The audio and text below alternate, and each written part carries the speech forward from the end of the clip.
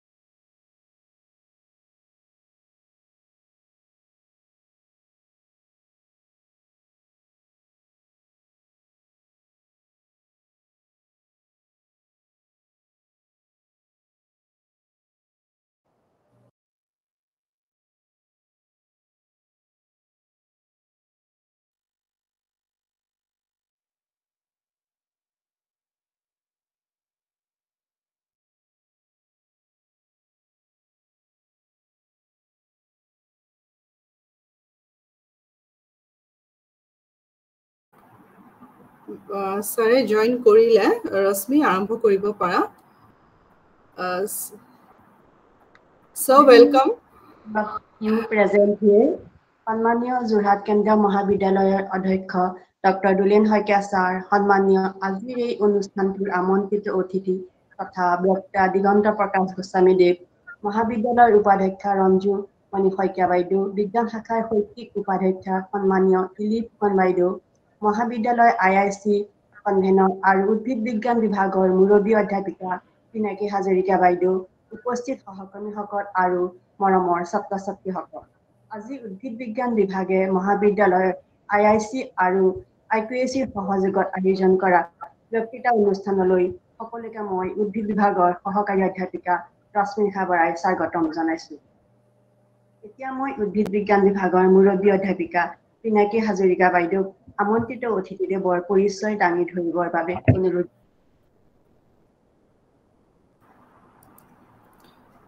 Thank you, Rosmi. Welcome, sir. Very good evening to all of you present on this virtual platform. I, Pinaki Hazarika, HOD, Department of Botany, welcome you all to the talk, which is organized by the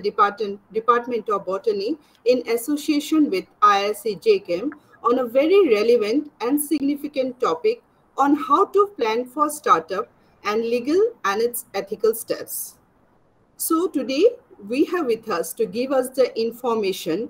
regarding the topic a very noted and renowned advocate of Jorhat, Advocate Diganta Prasad Goswami sir, who is highly respected for his expertise and achievement in the legal field. Welcome, sir, to our college on this online platform. Due to the ongoing semester examinations, sir, we could not hold the talk physically in the college. So sorry, sir, for the inconveniences.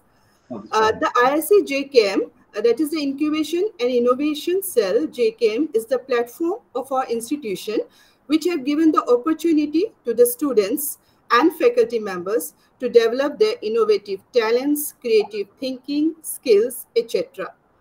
Time to time, this type of popular talks are organized very often to give the students the knowledge and informations related to startups about how to develop startups and how to enter in the field of entrepreneurships.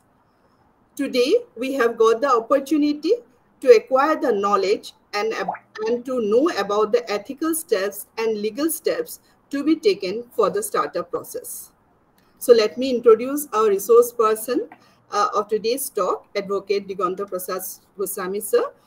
Advocate Diganta Prasad Goswami sir is at present working as a professional lawyer in Jorhat District Court, both in civil and criminal matters. He has experience in providing legal service for clients of banking, finance, insurance, construction, R&D sector. And he has taken his graduation in BSc from Dibrugarh University and LLB qualification from Guwahati University. Since 2004, he is actively associated with the legal practices. He is also enrolled with the Bar Council of Assam, Nagaland, Meghalaya, Tripura, Mizoram, and Arunachal Pradesh, and also as a legal member in Institutional Ethics Committee, CSI NIST, Jorhat. He is also the Vice President of Jorhat Bar Association. So it is really an honor to have with us Diganta Goswami sir as our resource person. Thank you, sir, once again for joining us in this talk. And now it is yours, sir. You can proceed for the talk. Thank you, sir. Good evening, everybody.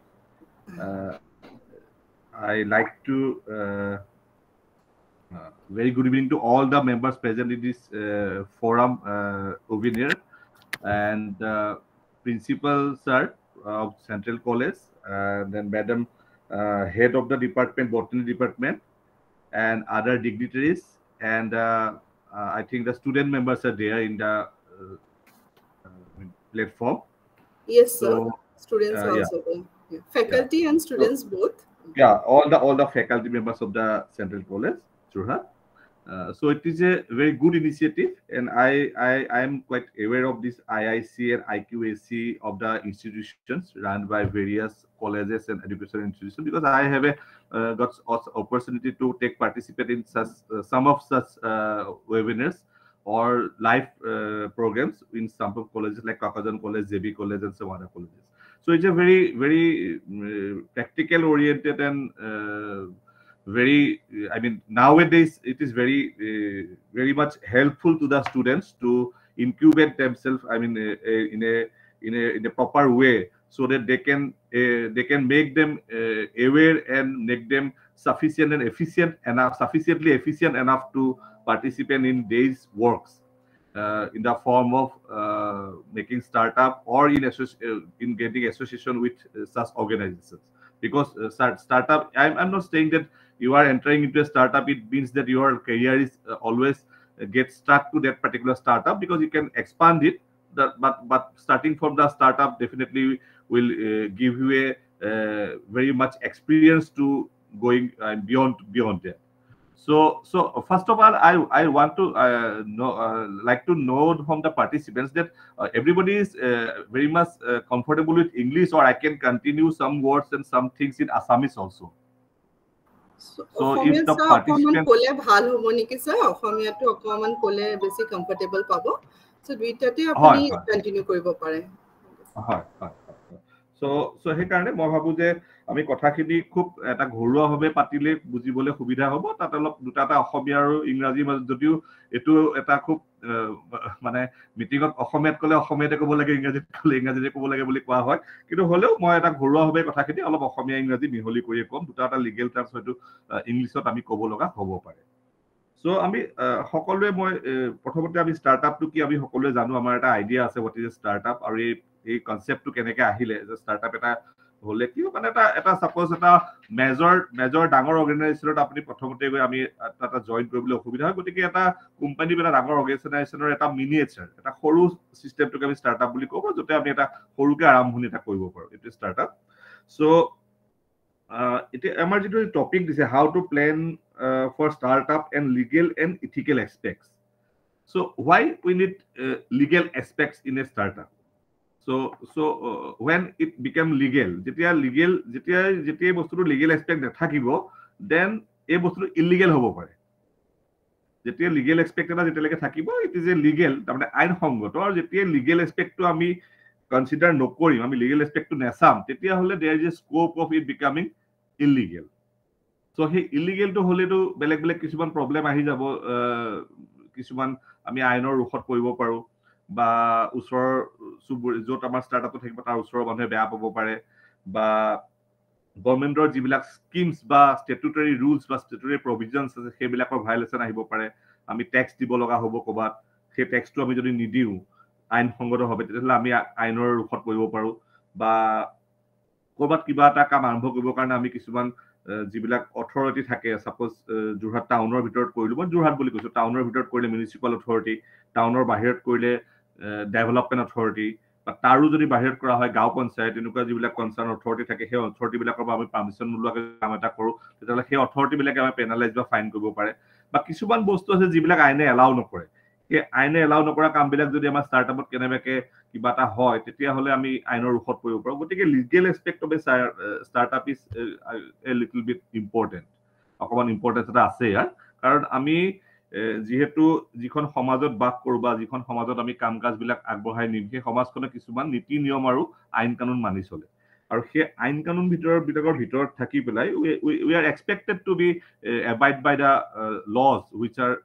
We are subject to. যিবিলাক আইনৰ আমি আমাৰ দেশত বা আমাৰ ৰাষ্ট্ৰত যিবিলাক আইন চলে, সেই আইনবিলাকৰ আমি সন্মান কৰি পেলাই সেই আইনখিনি মানি চলাটো আমি সকলোৱে এক্সপেক্ট কৰে, আৰু সেইটো আমি নকৰোঁ তেতিয়াহ'লে সেইটো বেআইনী হৈ যাব বা ইলিগেল হৈ যাব। সেইটো কাৰণেই এই লিগেল এক্সপেক্টটো কথাটো খুব প্ৰয়োজনীয়। কিন্তু ষ্টাৰ্টআপ এটা ক্ষেত্ৰত লিগেল এক্সপেক্টটো কেনেকৈ আহিব পাৰে? এতিয়া যেতিয়া আমি প্ৰথমতে এটা ষ্টাৰ্টআপ যদি আমি কিবা এটা আৰম্ভ কৰিব খোজোঁ, ছাপ'জ আমি কিবা এটা ট্ৰেভেল এজেঞ্চি এটা খুলিব খোজোঁ, বা কোনোবাই ক'ৰবাত আচাৰ বনাই পেলাই আচাৰৰ কিবা এটা কাৰ্যসূচী, আমি কিবা এটা প্ৰগ্ৰেম এটা আৰম্ভ কৰিলোঁ, তাৰপিছত ঠিক সেইদৰে তেনেকুৱা ধৰণৰ ষ্টাৰ্টআপ আৰম্ভ কৰোঁ, তেতিয়াহ'লে সেই ষ্টাৰ্টআপটো কৰিবৰ কাৰণে যিকেইটা প্ৰয়োজনীয় আইনগত প্ৰয়োজনীয়তা আছে সেই প্ৰয়োজনীয়তা যদি মানি লোৱা নহয় তেতিয়াহ'লে তাত কিছুমান অসুবিধা আহিব পাৰে গতিকে সেই লিগেল এক্সপেক্টটোৰ প্ৰয়োজনীয়তাটো সেইখিনিতে আছে সাপোজ আমি যদি আৰম্ভ এটা কৰোঁ আমি টাউনতে এটা যদি যোৰহাট টাউনৰ মাজতে বা যোৰহাটৰ আমি সাপোজ চেণ্ট্ৰেল কলেজৰ আশে-পাশে কোনোবা এটা জেগাত এটা ষ্টাৰ্টআপ ষ্টাৰ্ট কৰিব খুজিছোঁ তেতিয়াহ'লে আমি ডেফিনেটলি সেই অথৰিটি এটাৰ পৰা প্ৰথমতে পাৰ্মিশ্যন এটা ল'ব লাগিব সেইটো হ'ল প্ৰথম আৰু দ্বিতীয়তে হ'ল সেই যিটো ষ্টাৰ্টআপ কৰিম সেই ষ্টাৰ্টআপটো কৰিবৰ কাৰণে সাপোজ আমি এটা ইণ্ডাষ্ট্ৰিয়েল যদি ষ্টাৰ্টআপ কৰোঁতে ইণ্ডাষ্ট্ৰি ডিপাৰ্টমেণ্টৰ হ'ব লাগিব যদি আমি কিবা এটা ফুড ৰিলেটেড বস্তু কৰোঁ তেতিয়াহ'লে ফুড লাইচেন্সিং অথৰিটিৰ পৰা হ'ব লাগিব যদি কিবা এটা আমি বোলে প্ৰডাকশ্যন কৰিব খোজো তেতিয়াহ'লে হয়তো ফেক্টৰীজ বা ফেক্টৰীজ এক্টৰ আণ্ডাৰ লাইচেন্স ল'ব লগা হ'ব পাৰে গতিকে based on the basis of the startup natural character of the startup ওপৰত আমি বেলেগ অথৰিটিৰ পৰা আমি কিছুমান লাইসেন্স ল'ব লগা হ'ব পাৰে কাৰণ আমি উইদাউট লাইসেন্স আমি এটা কাম কৰিব না আমি যদি ট্ৰেভেল এজেন্সি চলাবলৈ হওঁ তেতিয়াহ'লে টুৰিজম ডিপাৰ্টমেণ্টৰ লাইসেন্স এটা লাগিব মিউনিচিপাল অথৰিটিৰ পৰা আমি লাইসেন্স এটা ল'ব লাগিব আৰু আমি যদি সৰু যদি আমি সাপোজ এটা আমি ফুড চেইন এটা চলালো আমি যদি ক'ৰবাত আমি ওচৰৰে অফিচ বা স্কুল কলেজত দুপৰীয়া টিফিনটো সাপ্লাই দিবৰ কাৰণে এটা সৰু ইণ্ডাষ্ট্ৰি এটা আৰম্ভ বা সৰু এটা অৰ্গেনাইজেশ্যন আৰম্ভ কৰিলো তাৰ পৰা আমি কাৰোবাৰ ঘৰত টিফিন দিওঁ য'ত আমাক কোনোবাই কল কৰিলে আমি অফিচত লেজাৰ টাইমত টিফিন দিওঁ বা আমি কলেজত গৈ টিফিন দিওঁগে তো সেই বস্তুটো কৰিবৰ কাৰণে আমি সেই ফুড অথৰিটিৰ পৰা এটা লাইসেন্স ল'ব লাগিব যে আমাৰ বস্তুখিনি আমি আমাৰ যিটো ক্লিনলিনেছ আমাৰ পৰিষ্কাৰ পৰিচ্ছন্নতা আমি মেইনটেইন কৰিছো নাই হাইজিনটো আমি মেইনটেইন কৰিছো নাই সেই কথাখিনিৰ কাৰণে আমি এপ্ৰপ্ৰিয়েট অথৰিটিৰ পৰা লাইসেন্স এটা ল'ব লাগিব কাৰণ নহ'লে এটা এনাৰ্কি আহি যাব আমি যদি প্ৰপাৰ ৱেত যিটো এটা মানদণ্ড যদি আমি বৰ্তাই নেৰাখো আমাৰ ষ্টাৰ্টআপটো তেতিয়াহ'লে সেই ষ্টাৰ্টআপটোৱে সেই বিভিন্ন ক্ষেত্ৰত মানুহক অসুবিধাৰ সৃষ্টি কৰিব পাৰে যদি আমি খোৱা বোৱাৰ এটা বস্তু কৰোঁ সেইটো যদি হাইজেনিক নহয় তেতিয়া তাৰ পৰা বেমাৰ আজাৰ হ'ব পাৰে মানুহৰ গতিকে সেই মানদণ্ড ৰক্ষা কৰিবৰ কাৰণে কিছুমান অথৰিটি আছে এতিয়া আমি যদি এটা আচাৰৰ পেকেট এটা আমি বজাৰত উলিয়াই দিবলৈ হওঁ তেতিয়াহ'লে ফুড অথৰিটিৰ পৰা আমি এটা লাইসেন্স ল'ব লাগিব যিটো ফাঁচি লাইসেন্স বুলি কয় বা বেলেগ কেইবাটা অৰ্গেনাইজেশ্যন আছে সেই অৰ্গেনাইজেশ্যন বিলাকৰ পৰা আমি এটা লাইসেন্স ল'ব লাগিব আৰু সেই লাইসেন্স বিলাক নোলোৱাকে যদি আমি কামটো আৰম্ভ কৰোঁ তেতিয়াহ'লে আমাৰ কামটো বেআইনী হৈ যাব আৰু তেতিয়াহ'লে আমি আকৌ সেই আইনৰ ঔষধ কৰিব লগা হ'ব আমি জৰিমনা ভৰিব লগা হ'ব বা আমি বেলেগ কমপ্লেক্স লিগেল প্ৰচিডিংছত আমি সোমাই পৰিব লগা হ'ব পাৰে গতিকে সেইটো এটা এক্সপেক্ট ঠিক সেইদৰেই এই যে আপুনি লাইসেন্সিং অথৰিটিৰ কথা ক'লো আমি যদি কোনোবা এটুকুৰা মাটিত এটা ঘৰ লৈ পেলাই সেই ঘৰটোত যদি আমি এটা ব্যৱসায় আৰম্ভ কৰিবলৈ হওঁ তেতিয়াহ'লে সেই ঘৰ মালিকজন যিজন মানুহৰ পৰা আমি ঘৰটো ল'ম সেই ঘৰ যিজন মানুহৰ হয় সেই মানুহজনৰ পৰা আমি এটা পাৰ্মিশ্যন ল'ব লাগিব যে আপোনাৰ ঘৰটোত আমি এই এটা ব্যৱসায় ষ্টাৰ্টআপ এটা আৰম্ভ কৰিব খুজিছো আৰু এই ষ্টাৰ্টআপটো এনেকুৱা ধৰণে চলিব তো সেই মানুহজনৰ পৰা এখন পাৰ্মিশ্যন লোৱাৰ পিছত সেই পাৰ্মিশ্যনটো আমি আমাৰ কনচাৰ্ণ যিটো অথৰিটি থাকিব হওক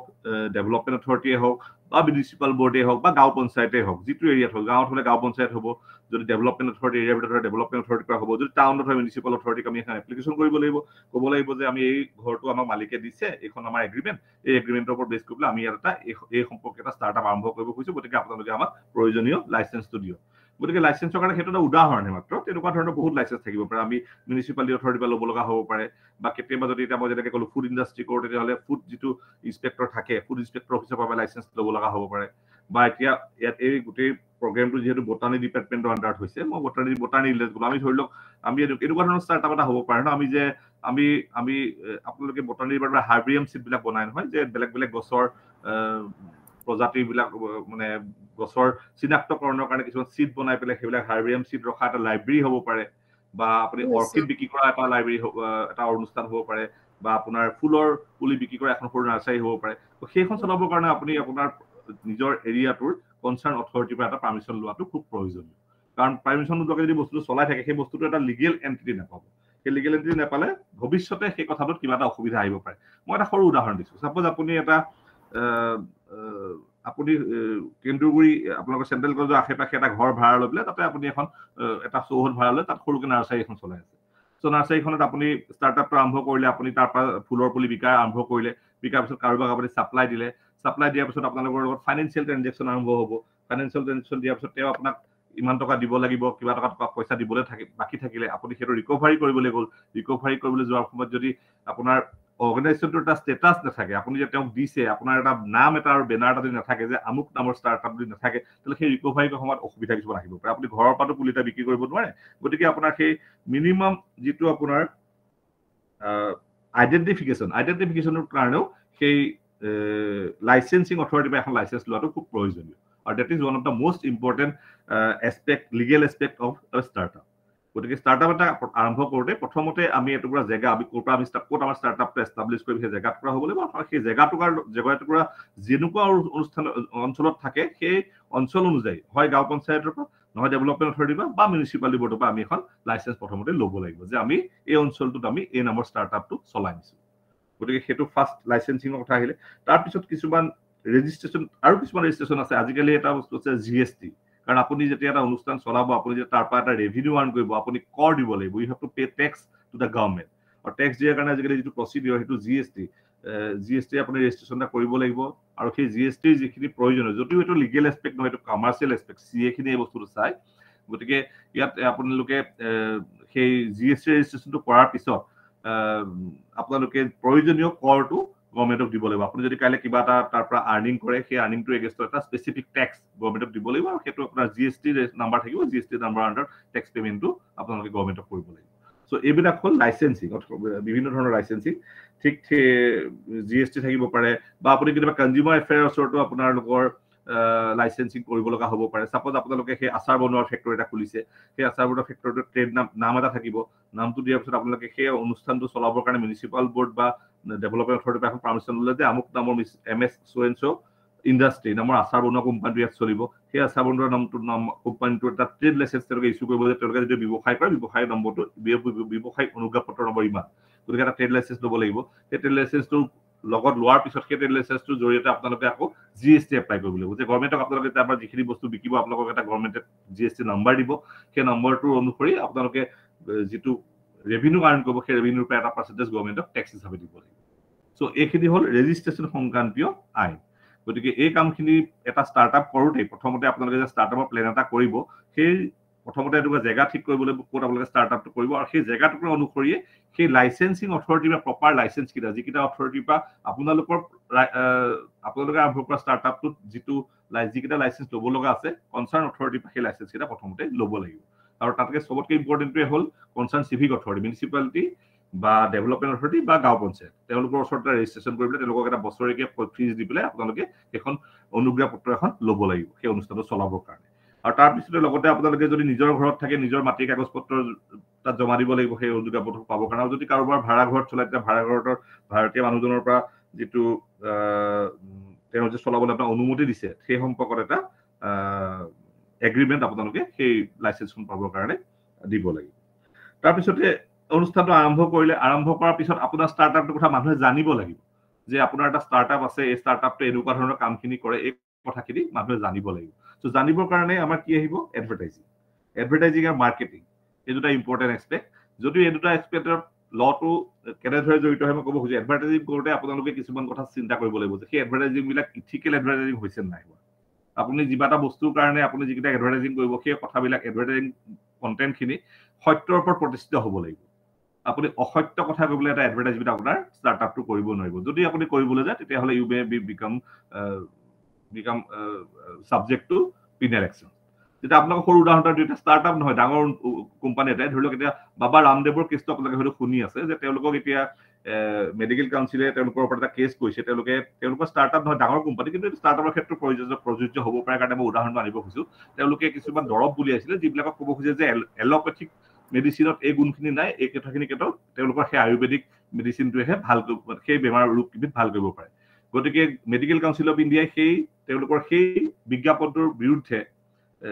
সুপ্ৰিম কোৰ্টলৈ গ'ল। সুপ্ৰিম কোৰ্টে ক'লে যে এইটো তেওঁলোকে এটা ভুল বিজ্ঞাপন দিছে, ইয়াৰ কোনো বৈজ্ঞানিক ভিত্তি নাই, তেওঁলোকে এটা অসত্য তথ্যৰ ওপৰত প্ৰতিষ্ঠিত বিজ্ঞাপন দিছে। গতিকে তেওঁলোকক আদালতৰ ওচৰত ক্ষমা ভিক্ষা কৰিবলৈ কোৱা হ'ল আৰু তেওঁলোকক লগতে সেই অসত্য বিজ্ঞাপন দিয়াৰ কাৰণে জৰিমনা বিহা হ'ল। ঠিক সেইদৰে আপোনালোকে যদি ষ্টাৰ্টআপ এটা আৰম্ভ কৰে, কাইলৈ যদি আপুনি যদি আচাৰ এটা যদি মই যিটো উদাহৰণটো দিছিলোঁ আচাৰ বুলি, আচাৰ যদি এটা সৰু ষ্টাৰ্টআপ আৰম্ভ কৰি আচাৰ বিক্ৰী কৰা, তাত যদি আপুনি এনেকুৱা ধৰণে কওক যে আমাৰ আচাৰ খালে আমাৰ আচাৰ সম্পূৰ্ণ সতেজ আচাৰ, আপুনি ফ্ৰিজত নৰখাকে বাহিৰত ৰাখিলেও আপোনাৰ 12 মাহ ভাল হৈ থাকিব, এনেকুৱা ধৰণৰ কথা এটা যদি কয় কিন্তু প্ৰকৃততে যদি সেইটো তাত প্ৰাযোজ্য নহয়, তেনেকুৱা ধৰণৰ এডভাৰটাইজমেণ্ট কৰিলে আপোনালোকে আইনৰ ৰোষত পৰিব পাৰে। That is one of the legal aspect of advertising. গতিকে আপোনালোকে যেতিয়া ষ্টাৰ্টআপ এটা প্ৰথমটো কথা ক'লো মই কেনেকৈ জেগা টুকুৰা চাই পেলাই আৰম্ভ কৰিব, তাত কিকেইটা বস্তুৰ প্ৰয়োজনীয় লাইচেঞ্চিং অথৰিটি লাইচেঞ্চ আৰু তেনেকুৱা ধৰণৰ তাৰ পৰা আপোনালোকে অনুজ্ঞাপত্ৰ ল'ব লাগিব। নেক্সট কথাটো আহিলে আপোনাৰ এই এডভাৰটাইজিং পইণ্টত আপোনাৰ সেইটোৱে কথা যে এডভাৰটাইজিংখিনি জেনুইন হ'ব লাগিব, সেই এডভাৰটাইজিংখিনি আপোনাৰ ৰিয়েলিষ্টিক হ'ব লাগিব, আৰু সেই এডভাৰটাইজখিনি কোনো মিছা তথ্যৰ ওপৰত প্ৰতিষ্ঠিত হ'ব নোৱাৰিব। কাৰণ যিহেতু আপোনাৰ ষ্টাৰ্টআপ হ'ব, ষ্টাৰ্টআপ হোৱাৰ লগে লগে আপোনালোকে যেতিয়া এটা বস্তু মানুহক দিব বা এটা সেৱা দিব, আপোনালোকে সেৱাও দিব পাৰে, সেৱা এটা দিয়ে বা এটা বস্তু দিয়ে, তেতিয়াহ'লে যিজন মানুহে আপোনালোকৰ পৰা বস্তু কিনিব, হি ইজ এ কনজিউমাৰ, তেখেত হ'ল কনজিউমাৰ, আৰু তেওঁলোকৰ প্ৰটেকশ্যনৰ কাৰণে এখন আইন আছে, কনজিউমাৰ প্ৰটেকশ্যন এক্ট। এই কনজিউমাৰ প্ৰটেকশ্যনৰ আণ্ডাৰত যদি কাইলৈ আপুনি মিছা তথ্য এটা দিয়ে বা আপুনি ডিচিভিং কথা এটা কয়, কাৰোবাক ঠগিব পৰা কথা এটা কয়, আপুনি এটা এডভাৰটাইজমেণ্ট কৰে, তেতিয়া সেই কথা কনজিউমাৰ প্ৰটেকশ্যন আইনৰ আণ্ডাৰত আপোনাৰ ওপৰত প্ৰচিডিং হ'ব পাৰে। গতিকে সেইটো এটা লিগেল এছপেক্ট যে আপোনালোকে আপোনালোকৰ ষ্টাৰ্টআপটোৰ কথা যেতিয়া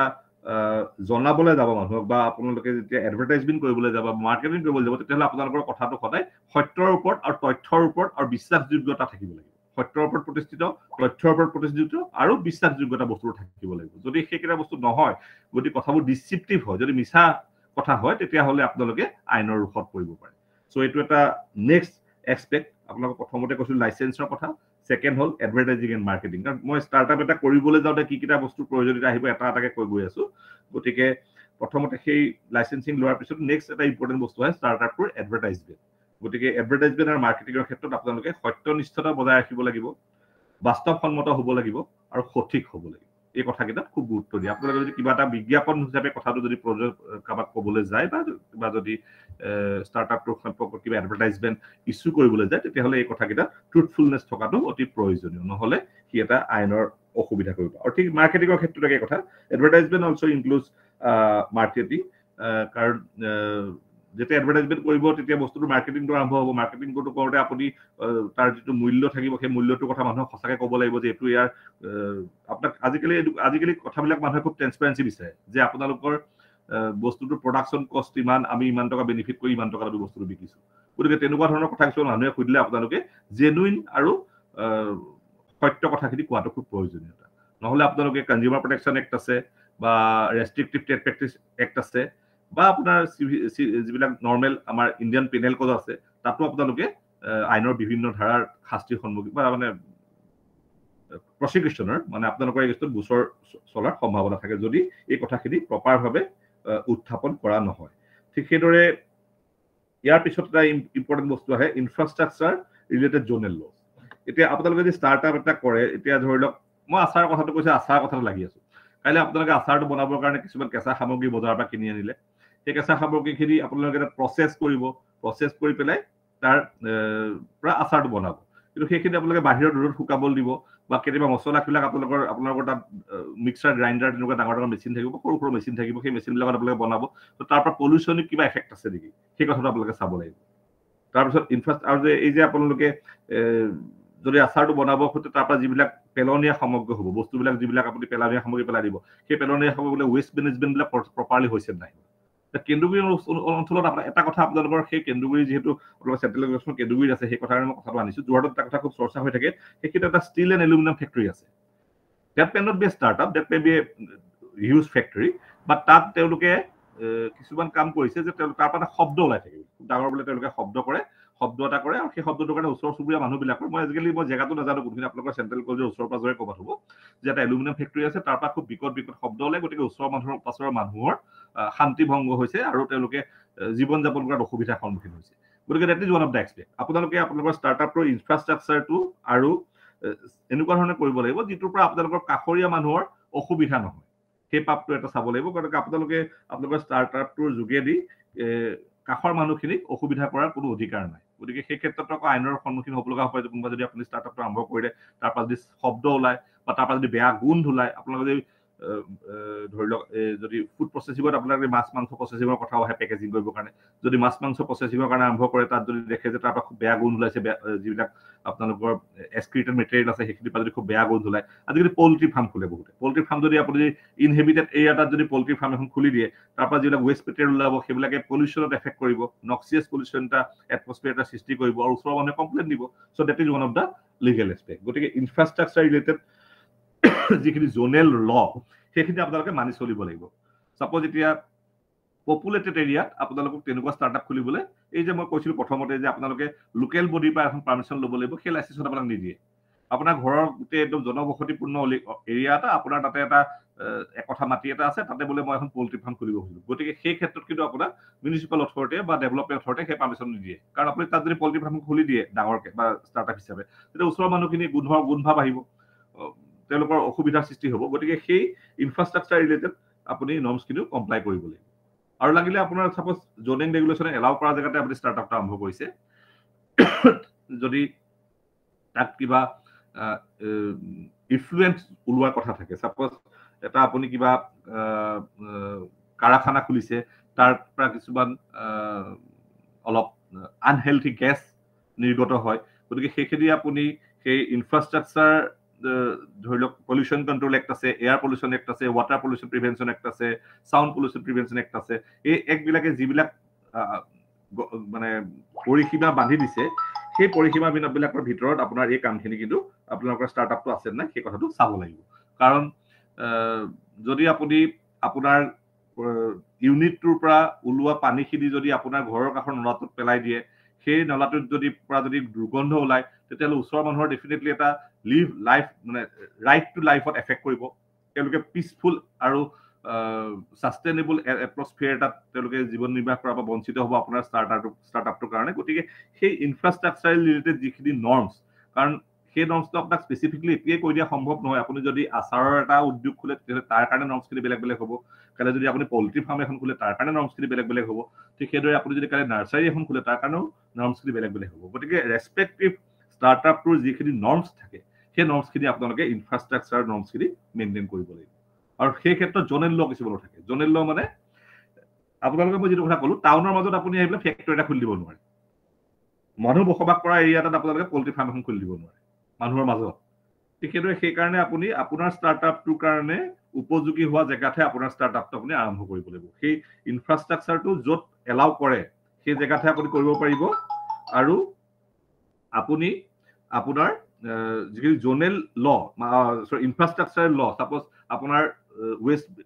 ৱেষ্ট প্ৰডাক্ট যদি আপোনাৰ ষ্টাৰ্টআপটোৰ পৰা ওলায়, সেই ৱেষ্ট প্ৰডাক্টটোৰ কাৰণে পলিউশ্যন কণ্ট্ৰল বৰ্ডে কিছুমান নৰ্মছ বান্ধি দিছে যে আপুনি আপোনাৰ পানীখিনি ট্ৰিটমেণ্ট এটা কৰিহে দিব পাৰে। আমাৰ ধৰি লওক যোৰহাটতে বহুত হোটেল আছে, তাৰে কিছুমান আজিকালি ঘৰতে হোম ডেলিভাৰী দিব পৰা ষ্টাৰ্টআপো আৰম্ভ হৈছে। ত' সেইবিলাকৰ ক্ষেত্ৰত খুব প্ৰাযোজ্য নহয়, কিন্তু আপোনাৰ নাম্বাৰছ অফ আপোনাৰ কেপাচিটিটো কিমান, আপোনাৰ পৰিসীমা কিমান সেই ব্যৱসায়টো, সেই পৰিসীমাটোৰ ওপৰত ডিপেণ্ড কৰি পেলাই আপুনি কিছুমান নৰ্মছ ফ'ল' কৰিব লাগিব। চাপ'জ আপোনাৰ যদি আপুনি ৰেষ্টুৰেণ্ট বা হোটেল টাইপৰ সৰু এটা অনুষ্ঠান খোলে, তাত আপুনি কিছুমান ট্ৰিটমেণ্ট প্লেন লগাব লগা হ'ব। সেইটো আপোনাৰ সেই পলিউশ্যন কণ্ট্ৰল এক্টে আপোনাক নিৰ্ধাৰণ কৰা কিছুমান ট্ৰিটমেণ্ট প্লেন লগাব লাগিব, যে তাৰ পৰা যিটো পানী ওলাই যাব, সেই পানীটো আপুনি এটা ট্ৰিটমেণ্ট কৰি এটা লেভেললৈকে পিয়ৰ কৰিহে বাহিৰত এৰি দিব পাৰিব, নহ'লে গোটেই পৰিৱেশটো শেষ কৰি পেলাব। গতিকে সেই ধৰণৰ ইনফ্ৰাষ্ট্ৰাকচাৰ ৰিলেটেড আৰু জ'নেল ল'বিলাকো আমাৰ ষ্টাৰ্টআপটোৱে মনাটো খুব প্ৰয়োজনীয়। গতিকে সেইটো এটা খুব ইম্পৰ্টেণ্ট এছপেক্ট। এই ক্ষেত্ৰত আমি water prevention act, air prevention act, শব্দ প্ৰদূষণৰ ক্ষেত্ৰত চাউণ্ড প্ৰিভেনশ্যন এক্ট, এই এক্টৰ আণ্ডাৰত আমি সেই কথাখিনি মানি চলিব লাগিব। সেই কেন্দুগুৰি মই যিটো ফেক্টৰীটোৰ কথা ক'লো, তাত চাউণ্ড প্ৰদূষণৰ কথাটো আহিছে। তাত যদি কেন্দুগুৰি অঞ্চলৰ কোনোবা মানুহে যদি সেই অনুষ্ঠানটোৰ এগেইনষ্টত যদি আদালতত গোচৰ তৰে, তেতিয়াহ'লে সেই অনুষ্ঠানটো বিপদৰ সন্মুখীন হ'ব। সেই অনুষ্ঠানটো বন্ধ কৰিব লগা হ'ব পাৰে। গতিকে আপোনালোকে যদি ষ্টাৰ্টআপ এটা আৰম্ভ কৰে, য'ত ৰাতিপুৱা বোলে আপুনি বোলে মছলাৰ এটা সৰু উদ্যোগ আৰম্ভ কৰিলে, ৰাতিপুৱা গধূলিলৈকে আপোনাৰ মেচিনটো চলিয়ে থাকে শব্দ কৰি কৰি, কাষৰ মানুহটো এজনৰ অসুবিধা হ'ব পাৰে। গতিকে সেই ক্ষেত্ৰত যদি আপুনি প্ৰপাৰ চাউণ্ডৰ কাৰণে, চাউণ্ডটো ৰক্ষা কৰিবৰ কাৰণে প্ৰপাৰ বা যিখিনি ব্যৱস্থা ল'ব লাগে সেই ব্যৱস্থাখিনি নলয়, ইনফ্ৰাষ্ট্ৰাকচাৰেল প্ৰটেকশ্যনখিনি নলয়, তেতিয়াহ'লে আপোনাৰ সেই ষ্টাৰ্টআপটোৰ ক্ষেত্ৰত অসুবিধা আহিব পাৰে। চ' সেইটো এটা হ'ল আনাডাৰ লিগেল এছপেক্ট। ঠিক সেইদৰে ডাটা প্ৰটেকশ্যন আৰু প্ৰাইভেচি ইছ্যুৰ ক্ষেত্ৰতো ষ্টাৰ্টআপৰ কিছুমান ল' ৰিলেটেড কথা থাকে। ত' প্ৰথমতে আমি জেগা টুকুৰা ঠিক কৰা সম্পৰ্কত ক'লো যে আপোনালোকে মিউনিচিপালিটি বা ডেভেলপমেণ্ট অথৰিটিৰ পৰা এটা পাৰ্মিশ্যন ল'ব লাগিব। নেক্সট আমি ক'লো যে আপোনালোকৰ যিটো আপোনাৰ লাইচেঞ্চিং আৰু পাৰ্মিট ইছ্যু ক্ষেত্ৰত লাইচেঞ্চ অথৰিটিৰ পৰা ল'ব লাগিব, প্ৰপাৰ অথৰিটিৰ পৰা, আৰু পাৰ্মিট ল'ব লাগিব। তাৰপিছত এই ইনফ্ৰাষ্ট্ৰাকচাৰ সম্পৰ্কত আপোনালোকৰ যিটো ষ্টাৰ্টআপ হ'ব, সেই ষ্টাৰ্টআপটোৰ ইনফ্ৰাষ্ট্ৰাকচাৰটো যাতে আনক অসুবিধা নেপেলায়, তেনেকুৱা ধৰণৰ এটা সেই নৰ্মছখিনি আপোনালোকে ফ'ল' কৰিব লাগিব। আৰু আপোনালোকৰ যিখিনি মাৰ্কেটিং আৰু মাৰ্কেটিঙৰ কথা আছে বা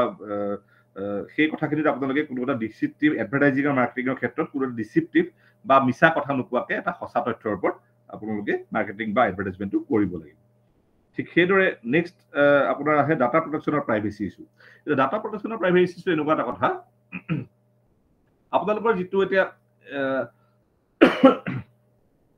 আচাৰ উদ্যোগটোকে মই উদাহৰণ হিচাপে কৈছো এতিয়া আচাৰ উদ্যোগটো ধৰি লওক আপোনালোকৰ এটা ট্ৰেড চিক্ৰেট আছে যে আপুনি তাত এইকেইটা মছলা বনাই দি পেলাই আপুনি সেই আচাৰটো বনায় আৰু সেই আচাৰটো আপোনাৰ উদ্যোগটোত থকা মানুহখিনিয়ে সেই যিটো আপোনাৰ ট্ৰেড চিক্ৰেট সেই চিক্ৰেটটো মেইনটেইন কৰিব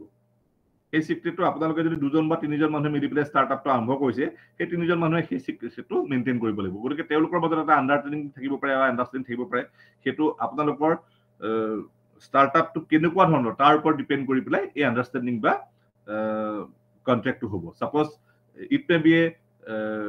proprietary firm,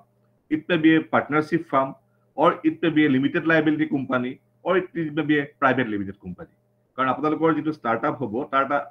এটা মই যেনেকৈ ক'লো যে ষ্টাৰ্টআপটো এটা যিখন আপোনাৰ প্ৰপাৰ লাইচেন্সিং অথৰিটি যেতিয়া আপোনালোকে এপ্লাই কৰিব আপোনালোকৰ ষ্টেটাছটো তাত দিব লাগিব লাইচেন্সিং অথৰিটি সোধোতে যে আপোনালোকৰ এখন প্ৰপাইটাৰশ্বিপ ফাৰ্ম পাৰ্টনাৰশ্বিপ ফাৰ্ম নে আপোনাৰ লিমিটেড লাইবিলিটি কোম্পানী নে প্ৰাইভেট লিমিটেড কোম্পানী কাৰণ আপুনি ব্যৱসায় এটা আৰম্ভ কৰোঁতে আপুনি কি হিচাপে আৰম্ভ কৰিছে কাৰণ কাইলৈ আপোনাৰ ফাইনেন্সৰ কথা থাকিব বেংকৰ পৰা লোন ল'ব লাগিব গতিকে আপুনি যদি নিজাকে বস্তুটো আৰম্ভ কৰে তেতিয়াহ'লে তেতিয়া প্ৰপাইটাৰশ্বিপ কনচাৰ্ন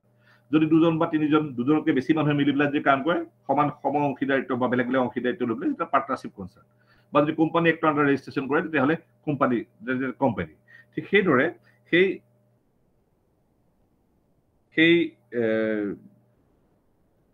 যেতিয়া পাৰ্টনাৰশ্বিপ এটা হ'ব বা এটা কোম্পানী হ'ব তাত যিখিনি বৰ্ড অফ ডাইৰেক্টৰ্ছ থাকিব বা পাৰ্টনাৰ কেইজন থাকিব তেওঁলোকে তেওঁলোকৰ ট্ৰেড চিক্ৰেটটো মেইনটেইন কৰিব লাগিব কাইলৈ আপোনালোকে 2জনে মিলি পেলাই যদি এটা ষ্টাৰ্টআপ আৰম্ভ কৰে আপোনালোকে এটা আচাৰ বনোৱাৰ এটা পদ্ধতি শিকি আহিলে সেই পদ্ধতিটোৰ মতে আপোনালোকে আচাৰ বনাইছে আপোনালোকৰ আচাৰটোৱে বজাৰত খুব মানে মাৰ্কেট দখল কৰিছে সেই ষ্টাৰ্টআপটো খুব ছাকচেছফুল হৈছে কিন্তু যদি কাইলৈ তাৰে এজনে যদি সেই ট্ৰেড চিক্ৰেটটো আপোনাৰ বাহিৰত লিক কৰি দিয়ে তেতিয়াহ'লে আকৌ তেনেকুৱা ধৰণৰ আৰু এটা অনুষ্ঠান হ'ব তেতিয়াহ'লে কি হ'ব তেতিয়াহ'লে আপোনালোকৰ বস্তুটোৰ ষ্টাৰ্টআপটোৰ যিটো পপুলাৰিটি বা যিটো সাকসেসফুল আছে সাকসেসটো কমি যাব পাৰে গতিকে আপোনালোকৰ ডাটা প্ৰটেকশ্যন আৰু প্ৰাইভেচিৰ কাৰণে নিজৰ মাজতে কিছুমান এগ্ৰিমেণ্ট থাকিব পাৰে মানে between the persons involve in the startup সেইটো হ'ব পাৰে বা কেতিয়াবা এনেকুৱা হ'ব পাৰে যে আপোনালোকে ষ্টাৰ্টআপটো যিটো খুলিছে সেই ষ্টাৰ্টআপটোৰ আইডিয়াটো বেলেগ এজন মানুহৰ কোনোবাই আপোনাক এইটো কৰিবৰ কাৰণে এটা আইডিয়া দিছে সেই আইডিয়াটোৰ ওপৰত বেছ কৰি আপোনালোকে কাম এটা কৰিছে আৰু কামটো কৰি এটা বস্তু বজাৰলৈ বা মাৰ্কেটলৈ এৰি দিছে গতিকে সেই যিজন মানুহে আইডিয়াটো দিছে তেওঁৰ লগতো আপোনালোকৰ এটা আণ্ডাৰষ্টেণ্ডিং থাকিব পাৰে কাৰণ তেওঁৰ লগত এগ্ৰিমেণ্ট এটা হ'ব পাৰে যে সেই আইডিয়াটো আপোনালোকক দিয়াৰ পিছত বেলেগ মানুহক নিদিয়ে আৰু নহ'লে বেলেগক যদি খুলিবলৈ দিয়ে তেতিয়াহ'লেতো আৰু আকৌ বেলেগেও সেই ষ্টাৰ্টআপ একেধৰণৰ ষ্টাৰ্টআপ এটা আৰম্ভ কৰিব আমাৰ অসমত যিটো কথা সাধাৰণতে হোৱা পিচিঅ খুলিলে চবে পিচিঅ খুলি দিলে কোনোবাই যদি আজিকালি দেখা গৈছে যে এই ফুডৰ যিটো মই কৈছিলোঁ আপোনাক ঘৰে ঘৰে হোম ডেলিভাৰীৰ কাৰণে যিটো আজিকালি ক্লাউড কিচেন বুলি কয় ক্লাউড কিচেনৰ কনচেপ্ট আৰম্ভ হৈছে সবে ক্লাউড কিচেনে খুলি গৈছে একে ধৰণৰ যে আপুনি এইটো কথা ঠিকেই কৈছে একে ধৰণৰ ষ্টাৰ্টআপছ বিলাকে তাৰমানে ল'ৰা ছোৱালীবিলাকে বা নতুন জেনেৰেশ্যন বিলাকে খুলিবলৈ চেষ্টা কৰে সেইটো হ'ব নালাগে একচুৱেলি ঠিকেই কৈছে আপুনি হয় হয় হয় হয় না এটা তেনেকুৱা একচুৱেলি বাৰ নাই ঠিক খুলিব পাৰে কিন্তু কথাটো হ'ল কি সেইটো এটা ডাটা প্ৰটেকশ্যন আৰু প্ৰাইভেচি ইছ্যু লৈ কথাটো কৈছো গতিকে it is very important to keep our startup protected from others influence সেই কথাটো সেইটো খুলিলেতো আমি বাধা দিবগে নোৱাৰিম যদি ডেফিনেটলি কৰিব নালাগে মই কিবা এটা কৈছো সেইটোকে দেখি মোৰ ওচৰতে যদি 3জন মান কৰে তেতিয়াহ'লে all are become sick কোনো সাকসেসফুল হ'ব নোৱাৰিব that is wanted I mean সবাই এনেকুৱা হয় তুমি এইটো এটা কাম্য এইটো হ'ব লাগে এনেকুৱা কিন্তু নকৰিলেতো আমি এইটো বাধা দিব নোৱাৰিম গতিকে সেই ক্ষেত্ৰত আমি ইফাল দিওঁ সেই ক্ষেত্ৰত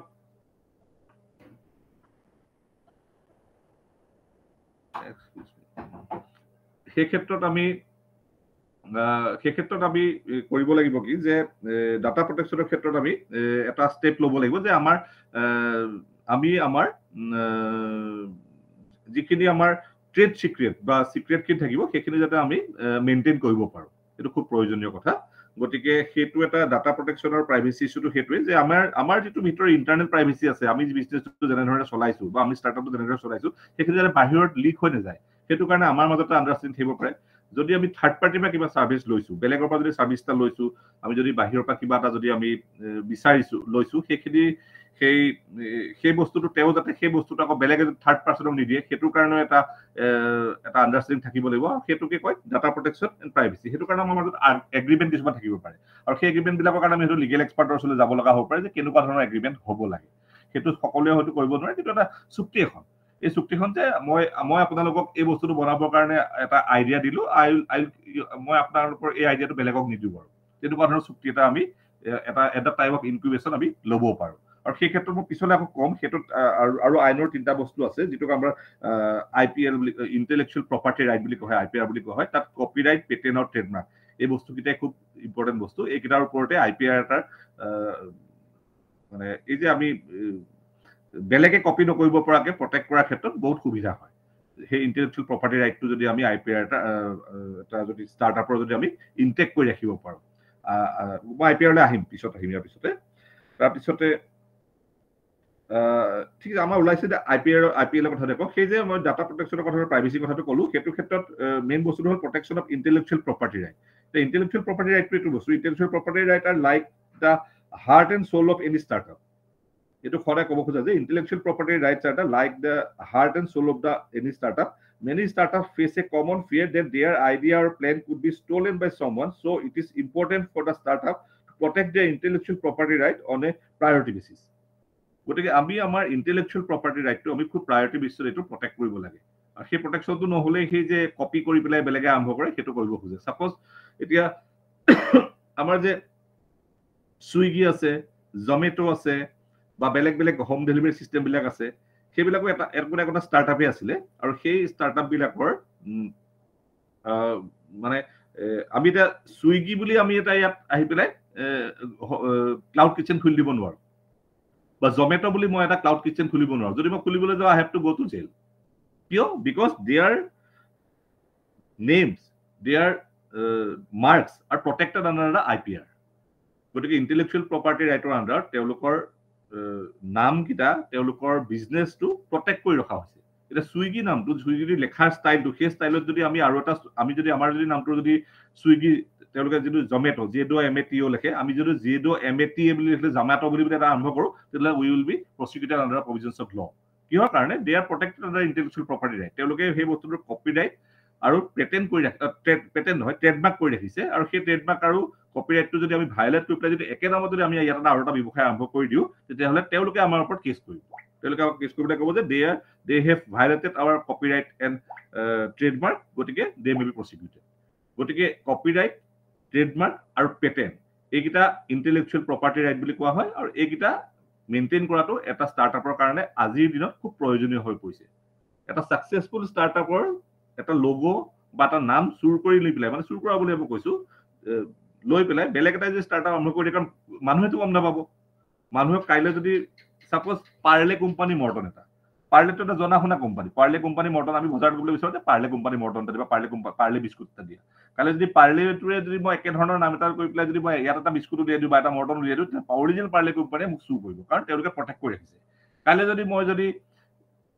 চেণ্ট্ৰেল কলেজৰ ওচৰতে যদি মই কেন্দুগুৰি কিবা লোকেল নাম এটা দি পেলাই আচাৰ এটা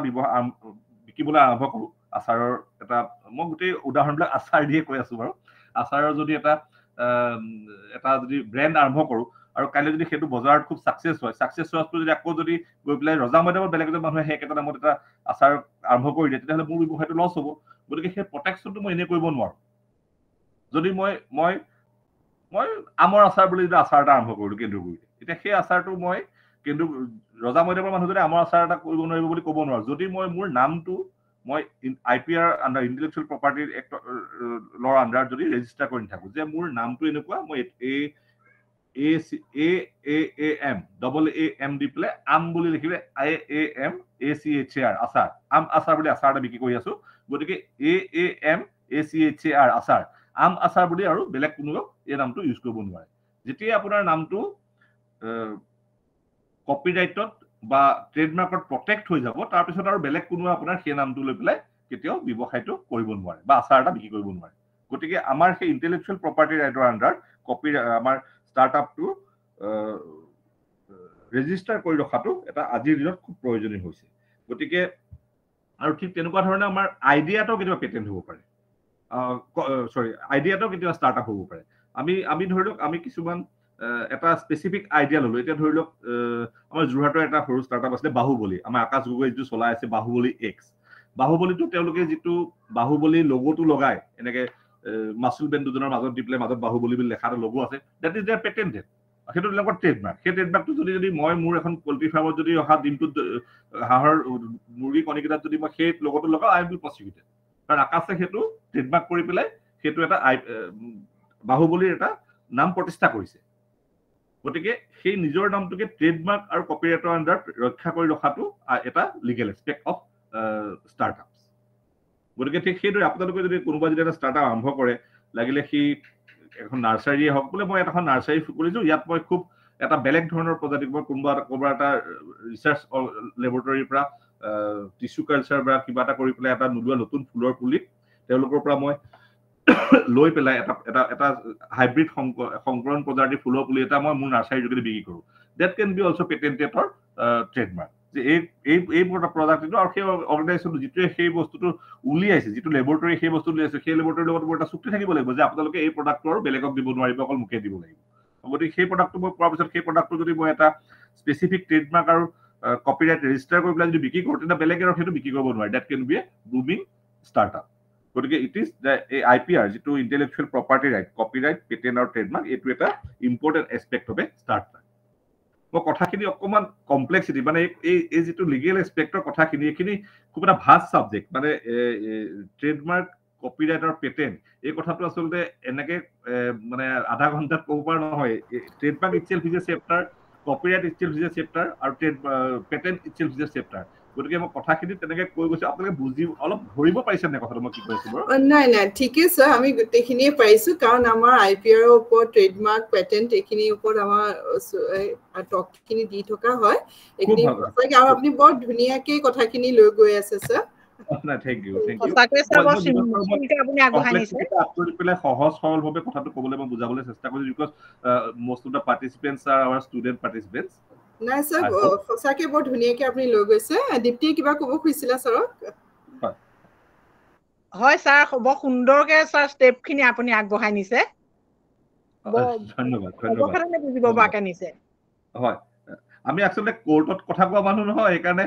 ষ্টুডেণ্টৰ আগত কোৱা কথাবিলাক অলপ কোৰ্টৰ কথা নিচিনা হৈছে ধৰিব পৰা নাই আমিও ছাৰ বুজি গৈ আছো কাৰণ আমি তাকে ছাৰ ভাল লাগিছে তাৰপিছতে IPR কথাখিনি আপোনালোকৰ চেমিনাৰত হয় যদি খুব ভালদৰে আপোনালোকে জানিব তেতিয়াহ'লে সেইকাৰণে ট্ৰেড চিক্ৰেটখিনি confidentiality agreement IPR trademark patent এই বস্তুকেইটা খুব ইম্পৰ্টেণ্ট বস্তু গতিকে কপিৰাইট পেটেন্ট আৰু ট্ৰেডমাৰ্কটো কাৰণ আজিকালি ষ্টাৰ্টআপ বুলি ক'লে এটা আমি কোনোবাই ক্ৰিয়েটিভ ৰাইটিং এটা কৰোঁ that also' can be a startup কাৰণ আজিকালি এতিয়াতো ডিজিটেল যুগ ইয়াত আমি যদি এখন চিঠিত যদি আমি এখন যদি চিঠি লেখো যে আমি গ্ৰিটিংছ কাৰ্ড এখনত এটা আমি লিটাৰেচাৰত এখন গ্ৰিটিংছ কাৰ্ড দেখিলো যে মোৰ দেউতালে মই দেউতাৰ জন্মদিনৰ শুভেচ্ছা জনাই কাৰ্ড বনাম আৰু সেই কাৰ্ডবিলাকৰ 10টা বেলেগ বেলেগ ডিজাইন মোৰ ষ্টাৰ্টআপত মই বিক্ৰী কৰোঁ অনলাইন মই বিক্ৰী কৰিব পাৰোঁ আৰু that can be protected under the provisions of copyright and patent কাৰণ নহ'লে কোনোবাইতো চুৰ কৰি নি পেলাই সেইটো বিক্ৰী কৰি দিবগে গতিকে that can be also' startup আৰু সেইকাৰণে সেই ইণ্টেলেকচুৱেল প্ৰপাৰ্টিখিনি প্ৰিজাৰ্ভ কৰাটো খুব প্ৰয়োজনীয় তেনেকুৱা ধৰণৰ যেতিয়া আমি অনলাইন ব্যৱসায় কৰোঁ বা কাৰণ ষ্টাৰ্টআপ বুলি ক'লে যে অকল সেই আমি কেন্দ্ৰীয়গুৰিত খোলা আচাৰটোৱে হ'ব তেনেকুৱাটো নহয় কাৰণ এইটোতো কোনো সীমা সংখ্যা নাই আজিকালি নতুন নতুন চিন্তা মানুহৰ মনত আহি থাকিব নতুন নতুন ষ্টাৰ্টআপ মানুহে লৈ যাব কাৰণ আগতেতো কোনো ভবা নাছিলে যে মানুহে ঘৰে ঘৰে ফুড ডেলিভাৰী কৰি জমেটৰ চুইগি ইমান ডাঙৰ এটা কোম্পানী হৈ যাব পাৰে কাৰণ এইবিলাক চিন্তা লাহে লাহে বাঢ়ি মানুহৰ মনত আহি থাকিব মানুহে নতুন নতুন ব্যৱসায়ৰ কথা চিন্তা কৰি গৈ থাকিব গতিকে এনেকুৱা এটা কাইলৈ ব্যৱসায় হ'ব পাৰে যে মোৰ এইটো এটা ৱেবছাইট এই ৱেবছাইটত মই বেলেগ বেলেগ ধৰণৰ উইচেছ মই বিক্ৰী কৰোঁ কাৰোবাক কাৰণ আজিকালি মানুহৰ সময় নাই মই মোৰ বন্ধু এজনক কাইলৈ বাৰ্থডে উইচ এটা কৰিব লাগে মোৰ 10 মিনিট সময় লৈ পেলাই তেওঁলৈ চিঠি এখন লিখিবলৈ সময় নাই গতিকে ৰেডিমেড ফৰ্মেট এটা মোৰ ৱেবছাইটত মই দি দিম যে এইজন মোৰ বন্ধুলে তেওঁৰ 35 বছৰ সংখ্যক জন্মদিনত লেখা শুভেচ্ছা পত্ৰখনৰ এটা format that can be startup সেই ষ্টাৰ্টআপটোৱে আপোনাক মানুহক বেলেগ বেলেগ অকেজনত বেলেগ বেলেগ মানুহক বেলেগ বেলেগ বয়সত জন্মদিনৰ শুভেচ্ছা জনোৱা কাৰ্ডকে বিক্ৰী কৰে। তেনেকুৱা ধৰণৰ ষ্টাৰ্টআপ ইতিমধ্যে আছে ইণ্টাৰনেটত। গতিকে তেনেকুৱা ধৰণৰ ষ্টাৰ্টআপ এটা হ'লে আপোনাৰ যিখিনি কণ্টেণ্ট থাকিব সেই কণ্টেণ্টখিনিটো নহ'লে কি হ'ব, আপোনাৰ কণ্টেণ্টখিনি কাইলৈ লৈ পেলাই ময়ো এটা ৱেবছাইট খুলি দিম। গতিকে আপোনাৰ ৱেবছাইটত বিক্ৰী হোৱা কণ্টেণ্টখিনি আপুনি ইণ্টেলেকচুৱেল প্ৰপাৰ্টি ৰাখিবৰ কাৰণে তাত সেইটো আজিকালি ডিজিটেল চিগনেচাৰ কথাও আছে। সেইটো ক'বলৈ গ'লে আকৌ আমি IT ইনফৰমেশ্যন টেকনলজি এক্টলৈও যাব লাগিব, কাৰণ ইনফৰমেশ্যন টেকনলজি এক্টৰ আণ্ডাৰতো আপুনি ৰেজিষ্ট্ৰেশ্যন কৰি পেলাই আপোনাৰ ডিজিটেল চিগনেচাৰ থাকিব, তাত ডিজিটেল ফুটপ্ৰিণ্ট থাকিব, IP এড্ৰেছ থাকিব। এই এড্ৰেছখিনিৰ জৰিয়তে আপোনালোকে বস্তুখিনি প্ৰটেক্ট কৰিব পাৰে। গতিকে তেনেকুৱা ধৰণৰ ষ্টাৰ্টআপ এটা যদি কৰা হয় তেতিয়াহ'লে সেই ষ্টাৰ্টআপটোত আমি সেই IT এক্টৰ আণ্ডাৰত যিখিনি প্ৰটেকশ্যন ল'ব লগা আছে, ডিজিটেল চিগনেচাৰ এটা ক্ৰিয়েট কৰিব যিখিনি প্ৰচিডিউৰ আছে সেইখিনি ফ'ল' কৰি পেলাই আমি সেই ধৰণে বস্তুখিনি ল'ব লাগিব। ঠিক ইয়াৰ পিছত আহে কন্ট্ৰেক্ট মেনেজমেণ্টৰ কথা। এই কন্ট্ৰেক্ট মেনেজমেণ্টটো RPR ক্ষেত্ৰত এটা প্ৰয়োজনীয়। এই RPR ষ্টাৰ্টআপ বিলাকে বিভিন্ন ধৰণৰ কন্ট্ৰেক্ট কৰিব লগা হয়। কন্ট্ৰেক্ট মানে কি? এটা চুক্তি। যেতিয়া মই এটা মোৰ ষ্টাৰ্টআপ আৰম্ভ কৰিম, মই বহুত মানুহৰ লগত বহুত ধৰণৰ চুক্তি কৰিব লগা হ'ব। প্ৰথমতে মই সেই যিটো ঘৰ ভাড়া ল'ম সেই ভাড়াতীয়াজনৰ লগত মোৰ এটা চুক্তি হ'ব। সেইটো আইনৰ কথা এটা থাকিব যে চুক্তিত মই কিমান দিনৰ কাৰণে তেওঁৰ পৰা ঘৰটো ল'ম, মই 11 মাহৰ কাৰণে ল'ম নে তাতকৈ বেছি মাহৰ কাৰণে ল'ম, সেইটো কাৰণে আমি এটা এগ্ৰিমেণ্ট কৰিব লাগিব। সেই এগ্ৰিমেণ্টটোৰ কাৰণে হয়তো আপোনালোকে এটা লিগেল এডভাইচ ল'ব লগা কেতিয়াবা হ'ব পাৰে। কিয়নো সেই চুক্তিবিলাকৰ বেলেগ বেলেগ ধৰণ আছে। আপুনি চাব এটা ঘৰ ভাড়ালৈ ল'লে, সেই ঘৰটো আপুনি ভাড়ালৈ লৈ পেলাই 11 মাহৰ কাৰণে ল'লে, আৰু সেই যিবিলাক চুক্তিমতে ঘৰ ভাড়া বা বাসস্থান ভাড়া ল'বৰ কাৰণে চুক্তি কৰা হয় সেইবিলাক টেনেন্সি এগ্ৰিমেণ্ট বুলি কোৱা হয়, আৰু সেইবিলাক গভৰ্ণ কৰে ৰেজিষ্ট্ৰেশ্যন এক্টে। গতিকে যদি 11 মাহলৈকে আপুনি সেই ঘৰটো ভাড়াত লয় তেতিয়াহ'লে আপোনাক কোনো ৰেজিষ্ট্ৰেশ্যন কৰাৰ দৰকাৰ নাই। যদি 11 মাহতকৈ এদিনৰ কাৰণে বেছি কাৰণে ভাড়ালৈ লয় তেতিয়াহ'লে আকৌ আপুনি সেইখন ৰেজিষ্টাৰ কৰিব লাগিব। আৰু ঠিক সেইদৰে যদি আপুনি কাইলৈ এটা ঘৰ 11 মাহৰ কাৰণে ভাড়াত ল'লে, আপুনি তাত নিজৰ এৰেঞ্জমেণ্ট কৰিলে, আপুনি তাত এটা গ্ৰাইণ্ডিং মেচিন লগালে, তাত আপুনি কেইখনমান ট্ৰলি লগালে, তাত আপুনি ড্ৰাইং মেচিন লগালে, তাৰপিছত 11 মাহৰ পিছত মালিকে আহি পেলাই কয় যে নাই মোক এই ঘৰটো নিজৰ কাৰণে লাগে, আপুনি ইয়াৰ পৰা উঠক, তেতিয়াহ'লে আপোনাৰ ষ্টাৰ্টআপটো নচলিব। গতিকে সেই প্ৰটেকশ্যনটো আপুনি ল'ব লাগিব। গতিকে আপোনাৰ মালিকৰ লগত, আপুনি যদি ভাড়াতীয়া হয় আপোনাৰ মালিকৰ লগত এখন খুব সুন্দৰ এগ্ৰিমেণ্ট থাকিব লাগিব। আৰু সেইটো এটা one of the legal aspect of the startup. কাৰণ সেই আইনগত এজন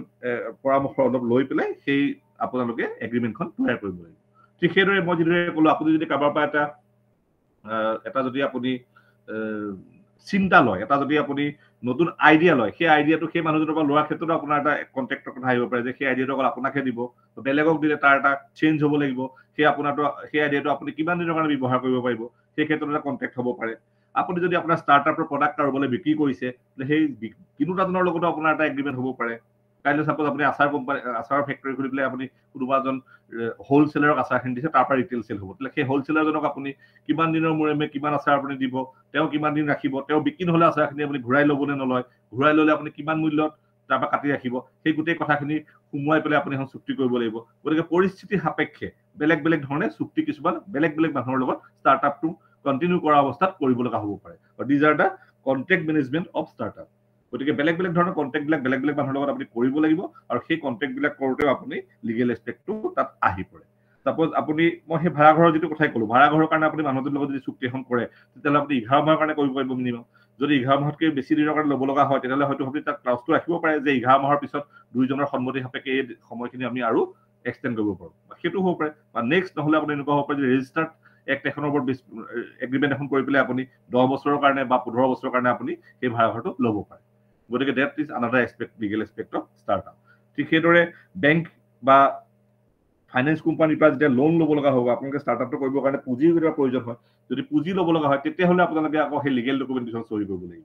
যে আমি এটা ষ্টাৰ্টআপ কৰিছোঁ, এইখিনি আমাৰ সম্পত্তি, এই সম্পত্তিখিনি আমি বন্ধকত দি পেলাই আমি বেংকৰ পৰা পুঁজি লৈছোঁ, ইমান মাহৰ ভিতৰত আমি পুঁজিখিনি ঘূৰাই দিম। গতিকে that is another aspect of management contract. গতিকে সেই ষ্টাৰ্টআপটো মেনেজ কৰিবৰ কাৰণে আপুনি বেংকৰ পৰা যিখিনি পইচা ল'ব সেইখিনিৰ কাৰণে আপুনি বেংকৰ লগত এখন চুক্তি কৰিব লাগিব, বা ফাইনেন্সাৰৰ লগত আপুনি এখন চুক্তি কৰিব লগা হ'ব। So' it is a contract management.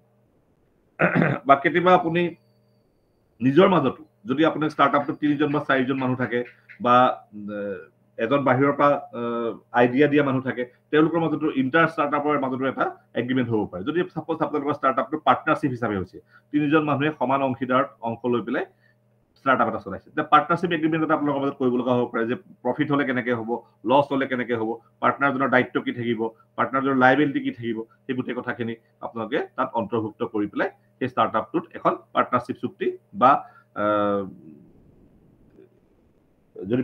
প্ৰপাইটাৰশ্বিপ হয় তেতিয়াহ'লে প্ৰপাইটাৰশ্বিপৰ চুক্তিৰ কথা থাকে আপুনি নিজে তাৰ মালিক হ'ব, কিন্তু পাৰ্টনাৰশ্বিপ হ'লে এনেকুৱা চুক্তিৰ কথা তাত আহি পৰিব। বা কাইলৈ যদি প্ৰাইভেট লিমিটেড কোম্পানী হয় বা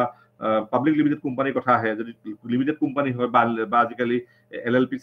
কনচেপ্টটো বেছিকৈ আহিছে, যদি কোম্পানী হয় তেতিয়াহ'লে কোম্পানীৰ কাৰণে আপোনালোকৰ মেমৰেণ্ডাম অফ এছ'চিয়েশ্যন এখন থাকিব লাগিব, কি ধৰণে কোম্পানীটো চলিব, কোম্পানীটো চলাৰ ব্যৱস্থাটো কি হ'ব, তাত বৰ্ড অফ ডাইৰেক্টৰ্ছ কোন থাকিব, তাত এমপ্লয়ীবিলাক কেনেকৈ এপইণ্ট হ'ব, সেই গোটেই কথাবিলাক সামৰি পেলাই কোম্পানী বাইলবিলাক আপোনালোকে তৈয়াৰ কৰিব লাগিব। চ' এইখিনিও এটা ষ্টাৰ্টআপৰ এটা লিগেল এছপেক্ট। তাৰপিছতে এটা বস্তু আহে টৰ্টিয়াছ লাইবিলিটি। আৰু এতিয়া এটা ষ্টাৰ্টআপ খোলাৰ লগে লগে আপোনালোকে সদায় চাব লাগিব যে সেই বস্তুটোৱে আপোনালোকে এতিয়া আমাৰ দেশত আইনৰ সংখ্যাটো অসংখ্য। মই প্ৰফেচনেলি এজন লয়াৰ যদি ময়ে নাজানো যে কিমান আইন আছে, কাৰণ আইনটো যেতিয়া প্ৰয়োজন হয় তেতিয়া আমি আইনখন পঢ়ি পেলাই চোৱা হয়। গতিকে আইনটো বহুত আছে। আপুনি কি কৰিব নালাগে বা কি কৰিব লাগে এনেকুৱা সংখ্যক আমাৰ বহুত আইন আছে। এতিয়া ষ্টাৰ্টআপ এটা খুলি পেলাই মই প্ৰথমতে যিখিনি কথা কৈছিলো, আপুনি পলিউশ্যন কণ্ট্ৰল সম্পৰ্কত সচেষ্ট হ'ব লাগিব, ওচৰৰ মানুহৰ যদি অসুবিধা নহয় সেইটো সচেষ্ট হ'ব লাগিব, আপোনাৰ জেনুইনিটি যে আছে সেই কথাটো সচেষ্ট হ'ব লাগিব, আপুনি যে যিখিনি লোকেলি প্ৰয়োজন হোৱা পাৰ্মিশ্যনখিনি, যিখিনি পাৰ্মিশ্যন আপোনাক লাগে বা যিখিনি আপোনালোকে মিউনিচিপাল বৰ্ড বা ডেভেলপমেণ্ট অথৰিটি বা ট্ৰেড লাইচেঞ্চ ল'ব, লাইচেঞ্চ যিবিলাক ল'ব সেইবিলাক ঠিকে আছে নাই সেইখিনি সম্পৰ্কত আইন আছে। গতিকে এই বিভিন্ন আইনবিলাক যদি আপোনালোকে ভায়লেশ্যন নকৰে, আচলতে আইনবিলাক অন্য একো নহয়, the law is nothing but a codified common sense. আপোনাৰ কমন চেন্সে যদি কথাটো কয় যে এই কথাটো খুব ভাল হোৱা নাই, যদি মই এটা বেয়া কাম কৰিছোঁ যদি আপোনাৰ কমন চেন্সে কয়, তেতিয়াহ'লে আপুনি দেখিব যে আপুনি ডেফিনেটলি কোনোবা এখন আইনৰ আণ্ডাৰত সেই কথাটো আপোনাক বন্ধ কৰি থোৱা আছে। আপোনাৰ ষ্টাৰ্টআপটোৰ পৰা বেয়া পানীখিনি ৰাস্তাত পেলাই দিব নালাগে। কমন চেন্সে কোৱা কথা এটা যে মোৰ ষ্টাৰ্টআপটোৰ পৰা বেয়া পানীখিনি মই ৰাস্তাত পেলাই দিব নালাগে। চ' কমন চেন্সত যিখিনি প্ৰহিবিটেড বস্তু সেইখিনি কোডিফাইড ফৰ্মত থাকিলে সেইটো আইন হৈ পৰে। So' law is nothing but a codified form of common sense. গতিকে এই যদি সেই বেয়া বস্তুটোকে কিন্তু আইনতো সেই কথাটো দিয়া আছে। যদি আপুনি যদি কাইলৈ ষ্টাৰ্টআপৰ ওলোৱা বেয়া কথাখিনি যদি বস্তুখিনি আপুনি নলাটোত পেলাই দিয়ে, নলাটোৰ পৰা দুৰ্গন্ধ হয়, ওচৰৰ পাজৰৰ মানুহখিনি অসুবিধা হ'ব। নুইচেন্স ইজ ক্ৰিয়েটেড এগেইনষ্ট দেম, আৰু তেওঁলোকে পাব্লিক নুইচেন্স বা প্ৰাইভেট নুইচেন্স ক্ৰিয়েট হৈছে বুলি আপোনাৰ ওপৰত এটা গোচৰ ধৰিব পাৰে বা আপোনাৰ ওপৰত এটা অভিযোগ আনিব পাৰে। 145 বা 107 CRPC প্ৰচিডিং এটা হ'ব। ডিষ্ট্ৰিক্ট মেজিষ্ট্ৰেটে আপোনাক মাতি নিব, মাতি নি পেলাই ক'ব যে আপোনাৰ ষ্টাৰ্টআপটো বন্ধ কৰক, আপোনাৰ অনুষ্ঠানটোৱে কাষৰ মানুহক অসুবিধা পেলাইছে। চ' এই কমন চেন্সত বস্তুখিনি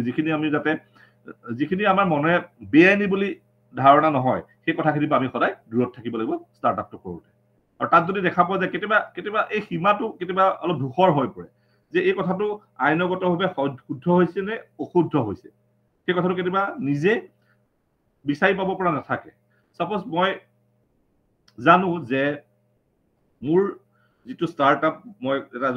এটুকুৰা মাটিৰ ওপৰত যদি ষ্টাৰ্টআপ এটা বনাইছো, সেইটো একদম মেইন ৰাস্তাত লাগি থাকিব নালাগে, ৰাস্তাৰ পৰা অকণমান ভিতৰত হ'ব লাগে। আমি জানো যে আমাৰ ঘৰটো একেবাৰে মেইন ৰাস্তাৰ ওপৰতে হ'ব নালাগে, অকণমান ঘৰৰ পৰা থাকিব লাগে। এতিয়া মই ধূসৰ হৈ আছো, মই নাজানো যে ৰাস্তাটোৰ পৰা মোৰ ষ্টাৰ্টআপ থকা বিল্ডিংটো কিমান দূৰত থাকিব লাগে। তেতিয়া আপুনি অকণমান আইনৰ সহায় ল'ব লাগিব, আইনজ্ঞৰ সহায় ল'ব লাগিব, লিগেল এক্সপাৰ্টৰ পৰা কনচাৰ্ণ ডিপাৰ্টমেণ্টৰ সহায় ল'ব লাগিব যে কিমান সুধিব লাগিব। এতিয়া মিউনিচিপাল নৰ্ম মতে আপোনাৰ মেইন ৰাস্তাৰ পৰা আপোনাৰ ঘৰটোৰ মাজত দূৰত্ব 7 ফুট থাকিব লাগিব। আপুনি যিটো ঘৰত থাকে সেই ঘৰটোৰ পৰা আপোনাৰ সোঁফালৰ বাসিন্দাজনৰ ঘৰৰ দূৰত্ব 5 ফুট হ'ব লাগিব, বাওঁফালৰ বাসিন্দাজনৰ ঘৰৰ দূৰত্ব 5 ফুট হ'ব লাগিব। তাৰমানে আপুনি 5 ফুট মাটি এৰি পেলাই 5 ফুট দুইফালে এৰি পেলাই সন্মুখত 7 ফুট, পিছফালে 10 ফুট এৰি পেলাইহে আপুনি ঘৰ এটা বনাব পাৰিব। যদি সেই কথাটো আপুনি নাজানে, যদি সেই কথাটো আপুনি অকণমান ধূসৰ এটা আপোনাৰ আহি আছে, তেতিয়াহ'লে আপুনি কনচাৰ্ণ এটা লয়াৰ বা এজন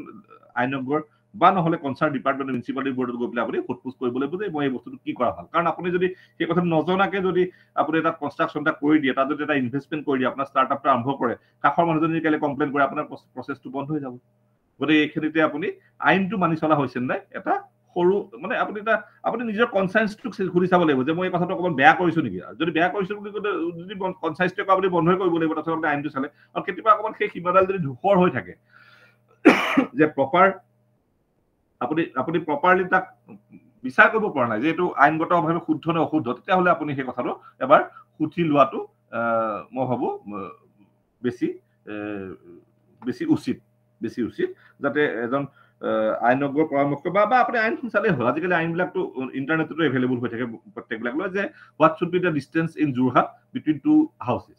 বা কোনখন এক্টে আপোনাক সেই কথাটো যে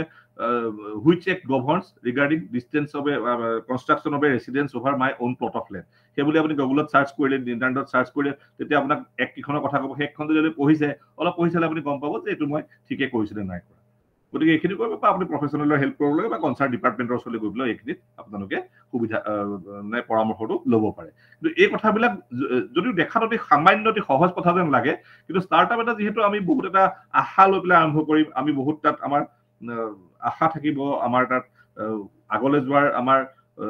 সেই ষ্টাৰ্টআপটো ভালদৰে গ্ৰ' হ'লে আমাক আগলৈ যোৱাত অনুপ্ৰেৰণা যোগাব গতিকে এই কামখিনি কৰিবৰ কাৰণে যিখিনি প্ৰয়োজনীয়তা মানে যিখিনি বস্তু লাগে সেই সাধাৰণ এটা সৰু ভুলৰ কাৰণে সাধাৰণ এটা আইনৰ অসুবিধাৰ কাৰণে গোটেই প্ৰচেছটোৱে আপোনাৰ ষ্টল হৈ যাব পাৰে বন্ধ হৈ যাব পাৰে গতিকে এই কথাবিলাকত খুব চিৰিয়াছভাৱে বিবেচনা কৰাটো মই ভাবোঁ অতি প্ৰয়োজনীয় কাৰণ যিহেতু ইয়াততো আৰু আমাৰ যদি মোৰ কাৰোবাৰ লগত আপোনালোকৰ মই এনে কথা কোনোবা যদি বন্ধুৰ লগত আপোনাৰ কিবা এটা আছে হ'ব আৰু কিবা এটা কৰি চেটেল কৰা কিন্তু আইনততো এনেকুৱা ধৰণৰ কথাটো নাই নহয় আইনত কথাটো হ'ল যে যদি হয় ইট উইল বি ইয়েছ অৰ নহ'লে নো গতিকে ইয়াত আপোনাৰ সেই খুব শুদ্ধভাৱে আইনখন ঠিক মানে বস্তুটো চলি আছে নাই সেই কথাটো কিন্তু জানি লোৱাটো খুব প্ৰয়োজন গতিকে this is the another aspect of the startup এতিয়া নেক্সট আমি ইয়াৰ পিছত আহিব পাৰোঁ আমি দ্য টাইপছ অফ ষ্টাৰ্টআপ মই সেইটো অলৰেডি কৈ গৈছিলোঁ যে কেনেকুৱা ধৰণৰ আপোনালোকৰ ষ্টাৰ্টআপবিলাক হ'ব পাৰে ষ্টাৰ্টআপবিলাক আপুনি এটা নিজে যদি ষ্টাৰ্টআপ খোলে ডেট কেন বি প্ৰপাইটাৰশ্বিপ ফাৰ্ম আপোনাৰ প্ৰপাইটাৰশ্বিপ হিচাপে মই নিজে মালিক মই নিজে অকলশৰীয়াকৈ এটা অনুষ্ঠান খুলিছোঁ ডেট ইজ এ প্ৰপাইটাৰশ্বিপ কনচাৰ্ণ গতিকে প্ৰপাইটাৰশ্বিপ কনচাৰ্ণত তেনেকুৱা কোনো ৰেজিষ্ট্ৰেশ্যনৰ কথা নাথাকে খালি আপুনি সেই যিটো লোকেল বডিৰ পৰা লোৱা পাৰ্মিশ্যনটো বা কনচাৰ্ণ অথৰিটিৰ ওচৰৰ পৰা পোৱা লাইচেঞ্চ এই বস্তুকেইটা ল'ব লাগিব সেইকেইটা লৈ পেলাই আপুনি সেই ষ্টাৰ্টআপটো কণ্টিনিউ কৰিব পাৰে তাৰপিছত আহিব পাৰে দুজন বা তিনিজনে মিলি কোৱাটো পাৰ্টনাৰশ্বিপ বুলি কোৱাৰ লগে লগে আপোনালোকৰ মাজত এখন চুক্তি থাকিব লাগিব partnership nothing but A relation between the partners যদি দুজন বা তাতকৈ বেছি মানুহে মিলি কৰে তেতিয়া তেওঁলোকক পাৰ্টনাৰ বুলি কোৱা হয় গতিকে পাৰ্টনাৰ কেইজনে যদি তেনেকুৱা এটা ষ্টাৰ্টআপ কৰিব খোজে partnership is a relationship between the partners আপোনালোকৰ মাজত যদি ৰিলেশ্যনশ্বিপ হ'ব সেই ৰিলেশ্যনশ্বিপটো থিৰাং কৰিব আপোনালোকৰ মাজত হোৱা চুক্তিখনে তিনিজন মানুহে মিলি যদি এটা ষ্টাৰ্টআপ আৰম্ভ কৰে যদি সেই ষ্টাৰ্টআপটোৱে কিদৰে কাম কৰিব সেই কথাখিনি থিৰাং কৰিব সেই তিনিজন মানুহৰ মাজত হোৱা চুক্তিটোৱে গতিকে যদি পাৰ্টনাৰশ্বিপ ফৰ্মত যদি আপোনালোকৰ ষ্টাৰ্টআপটো হয় তেতিয়াহ'লে আপোনালোকে পাৰ্টনাৰশ্বিপ এটা এখন এগ্ৰিমেণ্ট কৰিব লাগিব সেই এগ্ৰিমেণ্টখন গৈ পেলাই ৰেজিষ্টাৰ অফিচত ৰেজিষ্টাৰ কৰিব লাগিব আনটিল এণ্ড আনলেছ ৰেজিষ্টাৰ তাৰ কোনো ভেলু নাথাকে আৰু যদি আপোনালোকে পিছত যদি ষ্টাৰ্টআপটো এক্সপাণ্ড কৰাৰ কথা ভাবে তেতিয়াহ'লে আকৌ সেই পাৰ্টনাৰশ্বিপ এক্টৰ আণ্ডাৰত ৰেজিষ্টাৰ ফাৰ্ম চ'ৰ্চত গৈ পেলাই আপোনালোকে সেই ফাৰ্মখন ৰেজিষ্টাৰ কৰিব লাগিব চ' দেয়াৰ প্ৰচিডিঅ'ৰ্ছ এইটো এটা প্ৰচিডিঅ'ৰ আছে কেনেদৰে ফাৰ্মখন ৰেজিষ্টাৰ কৰিব লাগে প্ৰথমতে আপোনালোকে ফাৰ্মখন চাব ৰেজিষ্টাৰ অফিচত গৈ পেলাই আপোনালোকৰ মাজত যিটো আণ্ডাৰষ্টেণ্ডিং আছে যাক ডিড অফ পাৰ্টনাৰশ্বিপ বুলি কোৱা হয় ডিড অফ পাৰ্টনাৰশ্বিপত আপোনালোকে পাৰ্টনাৰশ্বিপটো কেনেকৈ চলিব আপোনালোকৰ মাজত চুক্তি কি হ'ব আপোনালোকৰ লাইবিলিটি কিমান হ'ব এছেট কি হ'ব প্ৰফিট কেনেকৈ হ'ব লছ হ'লে কি হ'ব কাইলৈ এজন নাইকিয়া হৈ গ'লে কি হ'ব নতুন পাৰ্টনাৰ ল'ব পাৰিব নোৱাৰে পুৰণা পাৰ্টনাৰ কেইজনে যদি এজনে তাৰ পৰা ওলাব খোজে তেতিয়া কি হ'ব কাইলৈ যদি পাৰ্টনাৰশ্বিপটো বন্ধ হৈ যায় তেতিয়াহ'লে কি হ'ব পাৰ্টনাৰশ্বিপত থকা মানুহকেইজনে বেলেগ এটা ব্যৱসায় একেধৰণৰ বেলেগ এটা ব্যৱসায় কৰিব পাৰিব নোৱাৰে এই গোটেই কথাবিলাক সামৰি পেলাই আপোনালোকৰ মাজত এখন পাৰ্টনাৰশ্বিপ ডিড প্ৰথমতে তৈয়াৰ কৰি লোৱা প্ৰয়োজন হ'ব আৰু সেই পাৰ্টনাৰশ্বিপ ডিডখন প্ৰথমতে ৰেজিষ্টাৰ কৰা হ'ব চাব ৰেজিষ্টাৰ যিটো জুৰিছডিকশ্যনৰ আণ্ডাৰত যিখন জিলাত আপোনালোকে পাৰ্টনাৰশ্বিপটো খুলিব সেই জিলাখনৰ চাব ৰেজিষ্টাৰ অফিচত গৈ পেলাই পাৰ্টনাৰশ্বিপ ডিডখন ৰেজিষ্টাৰ হ'ব পাৰ্টনাৰশ্বিপ ডিডখন ৰেজিষ্টাৰ হ'লে আপোনালোকে পাৰ্টনাৰশ্বিপ ফাৰ্মখন চলাই থাকিব পাৰে কিন্তু ইয়াৰ উপৰিও পাৰ্টনাৰশ্বিপ ফাৰ্ম এখনক ৰেজিষ্টাৰ অফ ফাৰ্মছৰ ওচৰতো ৰেজিষ্ট্ৰেশ্যন কৰাটো প্ৰয়োজন হয় এইটো মেণ্ডেটৰী নহয় it is not mandatory it is directory only mandatory মানে এইটো ৰেজিষ্টাৰ অফ ফাৰ্মছৰ ওচৰত পাৰ্টনাৰশ্বিপ ফাৰ্মখন ৰেজিষ্টাৰ কৰিবই লাগিব এনেকুৱা বুলি কথা নাই নকৰাকৈও আপুনি চলাই থাকিব পাৰে কিন্তু ডিডখন ৰেজিষ্টাৰ হ'ব লাগিব ফাৰ্মখন ৰেজিষ্টাৰ অফ ফাৰ্মছৰ ওচৰত আপুনি ৰেজিষ্টাৰ নকৰিব পাৰে কিন্তু কৰাটো প্ৰয়োজন হয় কিছুমান ক্ষেত্ৰত কিছুমান বেনিফিট আপুনি আনৰেজিষ্টাৰ্ড ফাৰ্মে নাপায় সাপোজ কাইলৈ গভৰ্ণমেণ্টৰ কিবা এটা যদি ছাপ্লাই অৰ্ডাৰত আপোনালোকে ছাপ্লাই দিব খোজে তেতিয়াহ'লে গভৰ্ণমেণ্টে বিচাৰিব পাৰে যে আপোনাৰ ফাৰ্মখন ৰেজিষ্টাৰ্ড হয় নে নহয় কাইলৈ যদি আপোনালোকৰ থাৰ্ড পাৰ্টিৰ লগত কিবা ডিস্পিউট লাগে কোৰ্টলৈ যাবলৈ আপোনাৰ ফাৰ্মখন ৰেজিষ্টাৰ্ড হয় নে নহয় এইবিলাক কথা ভাবিব গতিকে কিছুমান বেনিফিটৰ পৰা আপোনাৰ ফাৰ্মখন ৰেজিষ্টাৰ নহ'লে আপোনালোকে সেই বেনিফিট নাপাব গতিকে সেই ক্ষেত্ৰত পাৰ্টনাৰশ্বিপ ফাৰ্মখন ৰেজিষ্টাৰ অফ ফাৰ্মছ যিটো আপোনাৰ আমাৰ ইয়াত গুৱাহাটীতহে আছে অকল অফিচটো ৰেজিষ্টাৰ অফ ফাৰ্মছৰ ওচৰত গৈ পেলাই আপোনালোকে ফাৰ্মখন ৰেজিষ্টাৰ কৰিব লাগিব ৰেজিষ্টাৰ কৰিলে ৰেজিষ্ট্ৰেশ্যন চাৰ্টিফিকেট পাব আৰু registration certificate you are considered as a registered firm আৰু ৰেজিষ্টাৰ্ড ফাৰ্মখনে ষ্টাৰ্টআপটো চলাব পাৰে ঠিক সেইদৰে আপোনালোকৰ এটা কোম্পানী ফৰ্ম কৰি আপোনালোকে লিমিটেড লাইবিলিটি কোম্পানী বা প্ৰাইভেট লিমিটেড কোম্পানী ফৰ্ম কৰিলে কোম্পানী এখন মেমৰেণ্ডাম এছ'চিয়েশ্যন বনাব লাগিব ঠিক আপোনালোকে এজন অধিবক্তাৰ বা এজন চিএৰ সহায় ল'ব লাগিব সেই ক্ষেত্ৰত লৈ পেলাই আপোনালোকে আপোনালোকৰ কোম্পানীটো ৰেজিষ্টাৰ কৰিব পাৰে কোম্পানী ৰেজিষ্টাৰ কৰিলে কোম্পানীৰ নামত আপোনালোকৰ ব্যৱসায় চলিব তেতিয়া ষ্টাৰ্টআপটো আৰম্ভ হ'ব ঠিক সেইদৰে কোম্পানী হ'ব পাৰে প্ৰপাৰ্টিশ্বিপ হ'ব পাৰে পাৰ্টনাৰশ্বিপ হ'ব পাৰে কোম্পানী হ'ব পাৰে তেনেকৈ বিভিন্ন এই মেজৰিটি এই তিনিটা ফৰ্মতে আৰু বেলেগ বেলেগ ফৰ্মতো আপোনালোকে পাৰ্টনাৰশ্বিপ চলাব ষ্টাৰ্টআপটো চলাব পাৰে কাৰণ এটা হিন্দু আনডিভাইডেড ফেমিলি এটা কনচেপ্টটো আছে HUF কনচেপ্ট এটা সেই HUF আণ্ডাৰটো কিছুমান ষ্টাৰ্টআপ চলাই কিছুমান ঠিক সেইদৰে বেলেগ বেলেগ আইডেণ্টিটিৰ আণ্ডাৰত এটা ষ্টাৰ্টআপ আপোনালোকে চলাব পাৰে কথাখিনি ধৰিব পাৰিছেনে মই কি কথা কৈছো আচলতে সো পাইছো ধুনীয়াকে মানে গোটেই কথাখিনি আপুনি ইমান সিম্পল কৈছে যথেষ্টখিনি তাৰমানে আমি বুজি পাইছো ঠিক সেইদৰে এইখিনিয়ে মেজৰলি এটা পাৰ্টনাৰশ্বিপৰ বেচিক ইছ্যুজ কি ইছ্যুৰ ওপৰত পাৰ্টনাৰশ্বিপ এটা থাকে চ' লিগেল ইছ্যু বুলি কোৱাৰ লগে লগে এইখিনিয়ে কিন্তু মানে আসলে আইন বিষয়টো ইমান এটা ভাষ্ট বস্তু কাৰণ প্ৰত্যেকটো বস্তুৰ লগতে লটো জড়িত হৈ থাকে গতিকে এইকেইটা বস্তুৱে অকল আপোনাৰ পাৰ্টনাৰশ্বিপটো এফেক্ট কৰিব অকল এইকেইটাই লিগেল এক্সপেক্ট বুলি ক'বলৈ অসুবিধা কিন্তু these are the major legal expect which are required to be fulfilled or which basically influences or give some effect on the startups গতিকে মই এইকেইটাই বেসিক বুলি ক'লো আৰু ইয়াৰ লগতে ইথিকেল এক্সপেক্ট এটা কথা কৈছিলে ইথিকেল এক্সপেক্ট ডেফিনেটলি পাৰ্টনাৰশ্বিপটো কৰোঁতে আপোনালোকে ইথিকেল এক্সপেক্টটো মেইনটেইন কৰিবই লাগিব আৰু ইথিকেল এক্সপেক্টটো যদি নাথাকে তেতিয়াহ'লে পাৰ্টনাৰশ্বিপখনৰ এগেইনষ্টত লিগেল লাইবিলিটি আহিব পাৰে কাৰণ আপুনি যদি ষ্টাৰ্টআপটোৱে যদি আপুনি যিখিনি ইথিকেল ষ্টেণ্ডাৰ্ড মেইনটেইন কৰিব লাগে ইথিকেল ষ্টেণ্ডাৰ্ডটো মেইনটেইন নকৰাকৈ যদি আপুনি ষ্টাৰ্টআপ এটা চলায় ইথিক্স বুলি ক'লে আমি বুজি পাওঁ হোৱাট ইজ দ্য ইথিক্স যদি ইথিকেল ষ্টেণ্ডাৰ্ডটো যদি আপুনি মেইনটেইন নকৰে তেতিয়াহ'লে আপোনাৰ ষ্টাৰ্টআপটোৰ ক্ষেত্ৰত লিগেল কমপ্লিকেশ্যন আহিব পাৰে যেনেকৈ ডিউটি টুৱাৰ্ডছ দ্য ক্লায়েণ্ট আপোনাৰ কাষ্টমাৰজন যিজন হ'ব ষ্টাৰ্টাৰ তেওঁৰ ক্ষেত্ৰত কিছুমান ডিউটি থাকিব তেওঁক আপুনি মই প্ৰথমতে কোৱাৰ দৰে তেওঁক আপুনি খুব কোনো ঠগবাজি নকৰাকৈ খুব অনেষ্টলি আপুনি তেওঁক কথাখিনি বুজাব লাগিব তেওঁক আপুনি যিটো প্ৰডাক্ট দিছে বা যিটো ছাৰ্ভিচ দিছে সেই ছাৰ্ভিচটোৰ কিখিনি দোষ আছে কিখিনি গুণ আছে গোটেইখিনি আপুনি খুলি ক'ব লাগিব আৰু ইথিকেলি আপুনি মানুহজনক মানে কোনো নঠগাকৈ খুব এটা আন্তৰিকতাৰে খুব সৰলভাৱে সহজভাৱে আৰু খুব সঠিকভাৱে আপুনি তেওঁক কথাখিনি বুজাই পেলাই আপোনাৰ প্ৰডাক্টটোৰ কথা আপোনাৰ ছাৰ্ভিচটো বা আপোনাৰ প্ৰডাক্টটো যিয়ে নহওক কথা আপুনি ক'ব লাগিব that is a duty towards the customer ঠিক সেইদৰে আপোনাৰ যিখিনি এমপ্লয়ী থাকিব আপোনাৰ ষ্টাৰ্টআপত মই এটা কথা আকৌ মিছ কৰি গৈছিলোঁ এমপ্লয়ীৰ ক্ষেত্ৰত লেবাৰৰ এক্সপেক্ট ল'ব ষ্টাৰ্টআপত থাকে কাৰণ ষ্টাৰ্টআপ এটা খোলাৰ লগে লগে আপুনি অকলে কাম কৰিব নোৱাৰে কাৰণ যদি আচাৰ ফেক্টৰীটো হয় তাত আপুনি মানুহ এপইণ্ট কৰিব গতিকে এটা লেবাৰ লৰ এটা এক্সপেক্টটো থাকে লেবাৰ লকো ষ্টাৰ্টআপৰ লগত খুব জড়িত কাৰণ আপুনি কিমানজন মানুহ ৰাখিছে 10জনলৈকে আপোনালোকৰ লেবাৰ ৰেজিষ্ট্ৰেশ্যনৰ কথা নাথাকে তাতকৈ যদি বেছি মানুহ ৰাখে লেবাৰ ৰেজিষ্ট্ৰেশ্যনৰ কথা আহিব লেবাৰ ইনস্পেক্টৰ অফিচ এটা প্ৰত্যেকখন জিলাতে থাকে সেই জিলাত গৈ পেলাই আপোনালোকে লেবাৰ ইনস্পেক্টৰ অফিচত গৈ পেলাই আপোনালোকৰ লেবাৰখিনিৰ নাম পঞ্জীভুক্ত কৰিব লাগিব আৰু তাত কিছুমান তেওঁলোকে গাইডেঞ্চ দিব যে আপুনি এইকেইখন ৰেজিষ্টাৰ মেইনটেইন কৰিব লাগিব যে লেবাৰখিনিক আপোনালোকে প্ৰপাৰ সময়ত কামত খটুৱাইছে নাই আপোনালোকৰ যিখিনি ৱৰ্কাৰ থাকিব এই ৱৰ্কাৰখিনিয়ে দিনটোত কেইঘণ্টা কাম কৰিছে যিখিনি লেবাৰ লয়ে যিমান ঘণ্টা কাম কৰাৰ অনুমতি দিয়ে তাতকৈ যদি বেছি সময়ৰ কাৰণে কাম কৰিবলৈ যায় তেতিয়াহ'লে আপোনালোকে আকৌ আইনত দোষী হ'ব তেওঁলোকক প্ৰপাৰ মজুৰি দিছে নাই চেলাৰী দিছে নাই ৱেজেছ দিছে নাই ৰিমুনাৰেশ্যন দিছে নাই তেওঁলোকক ছুটি দিছে নাই তেওঁলোকক যদি মানে তেওঁলোকে স্কিল লেবাৰ হয় স্কিল লেবাৰৰ যিখিনি বেনিফিট দিয়া থাকে সেই বেনিফিটখিনি আপোনালোকে দিছে নাই সেই কথাখিনিও মেইনটেইন কৰিব লাগিব আৰু তাৰ কাৰণে কিছুমান ফৰ্মেট আৰু ৰেজিষ্ট্ৰেশ্যন তেওঁলোকে আপোনালোকে যদি লেবাৰ ৰেজিষ্ট্ৰেশ্যন কৰিব সেই কনচাৰ্ণ লেবাৰ অফিচে আপোনালোকক কিছুমান ফৰ্ম দিব সেই ফৰ্মবিলাকৰ ওপৰত বেছ কৰি আপোনালোকে কিছুমান ৰেজিষ্টাৰ মেইনটেইন কৰিব লাগিব যিবিলাক আমাৰ স্কুলত ৰখা হাজিৰা বহীৰ নিচিনা যে এই মানুহজন আহিছে এই মানুহজনক ছুটি দিয়া হৈছে নাই তেওঁ মেটাৰনিটি লিভ দিয়া হৈছে নাই চাইল্ড কেয়াৰ লিভ দিয়া হৈছে নাই তেওঁলোকক প্ৰপাৰ ফুড এলাউন্স দিয়া হৈছে নাই তেওঁলোকক মেডিকেল এলাউন্স দিয়া হৈছে নাই এই কথাবিলাক আপোনালোকে মেইনটেইন কৰিব লাগিব আৰু এইবিলাকো যদি আপোনালোকে মেইনটেইন প্ৰপাৰলি নকৰে তেতিয়াহ'লে কিন্তু সেই লেবাৰ ল ৰিলেটেড কমপ্লিকেশ্যন কিছুমান আহিব পাৰে চ' এই ইথিকেল এক্সপেক্টটো কোৱাৰ ক্ষেত্ৰতো একেটা কথাই ক'ম মই যে ইথিকেল এক্সপেক্টটো আপোনালোকৰ এমপ্লয়ীৰ প্ৰতিও কিছুমান দায়বদ্ধতা থাকিব যাতে আপোনালোকে যিখিনি কৰিব লাগে আকৌ সেই একে কথা মই এটা কথাই ক'ম যে আপোনাৰ মনটোৱে যদি এটা কমন চেন্স যদি কয় যে এই বস্তুকেইটাত মই মানুহজনক দিয়াটো ভাল গতিকে সেইখিনি আপুনি এটা প্ৰাপ্য হিচাপে দিব লাগিব আৰু তাত যদি আপোনাৰ কিবা ডাউট থাকে যে এইটো দিব লাগিব নালাগে মেণ্ডেটৰিলি দিয়াটো প্ৰয়োজন আছে নাই তেতিয়াহ'লে আপুনি লেবাৰ লৰ অকণমান কনচাল্ট কৰিব লাগিব আৰু লেবাৰ ইনস্পেক্টৰ অফিচত আছে তাত আপোনালোকে লেবাৰ ইনস্পেক্টৰ থাকে লেবাৰ অফিচাৰ থাকে এইবিলাকত সুধি পেলাই আপোনালোকে কথাখিনি জানিব পাৰে যে মই এনেকুৱা এটা ষ্টাৰ্টআপ কৰিছোঁ মোৰ ইমানজন ৱৰ্কাৰ আছে গতিকে মই কিখিনি কথা মেইনটেইন কৰিব লাগিব তেওঁলোকে আপোনালোকক এইখিনি কথা গাইড কৰিব বা you can take a help of a labour lawyer ত' সেইটো কথা আছে ঠিক সেইদৰে ডিউটি টুৱাৰ্ডছ দ্য এনভাইৰনমেণ্ট আপুনি যে এনভাইৰনমেণ্টেলি খুব আজিকালি খুব প্ৰয়োজন হৈছে আমাৰ এতিয়া এই গ্ৰীণ হাউচ ইফেক্টৰ কথা আহিয়ে আছে গ্ল'বেল ৱাৰ্মিঙৰ কথা আহি আছে গতিকে আপুনি যদি ষ্টাৰ্টআপ এটা খোলে তাত যদি আপুনি দিনে ৰাতিয়ে 3টা জেনেৰেটৰ তিনিফালে লগাই চলাই থয় তেতিয়াহ'লেতো নহ'ব গতিকে এনভাইৰনমেণ্টেলৰ ক্ষেত্ৰত যিখিনি প্ৰটেকশ্যন ল'ব লগা আছে কাৰণ আজিকালি কিছুমান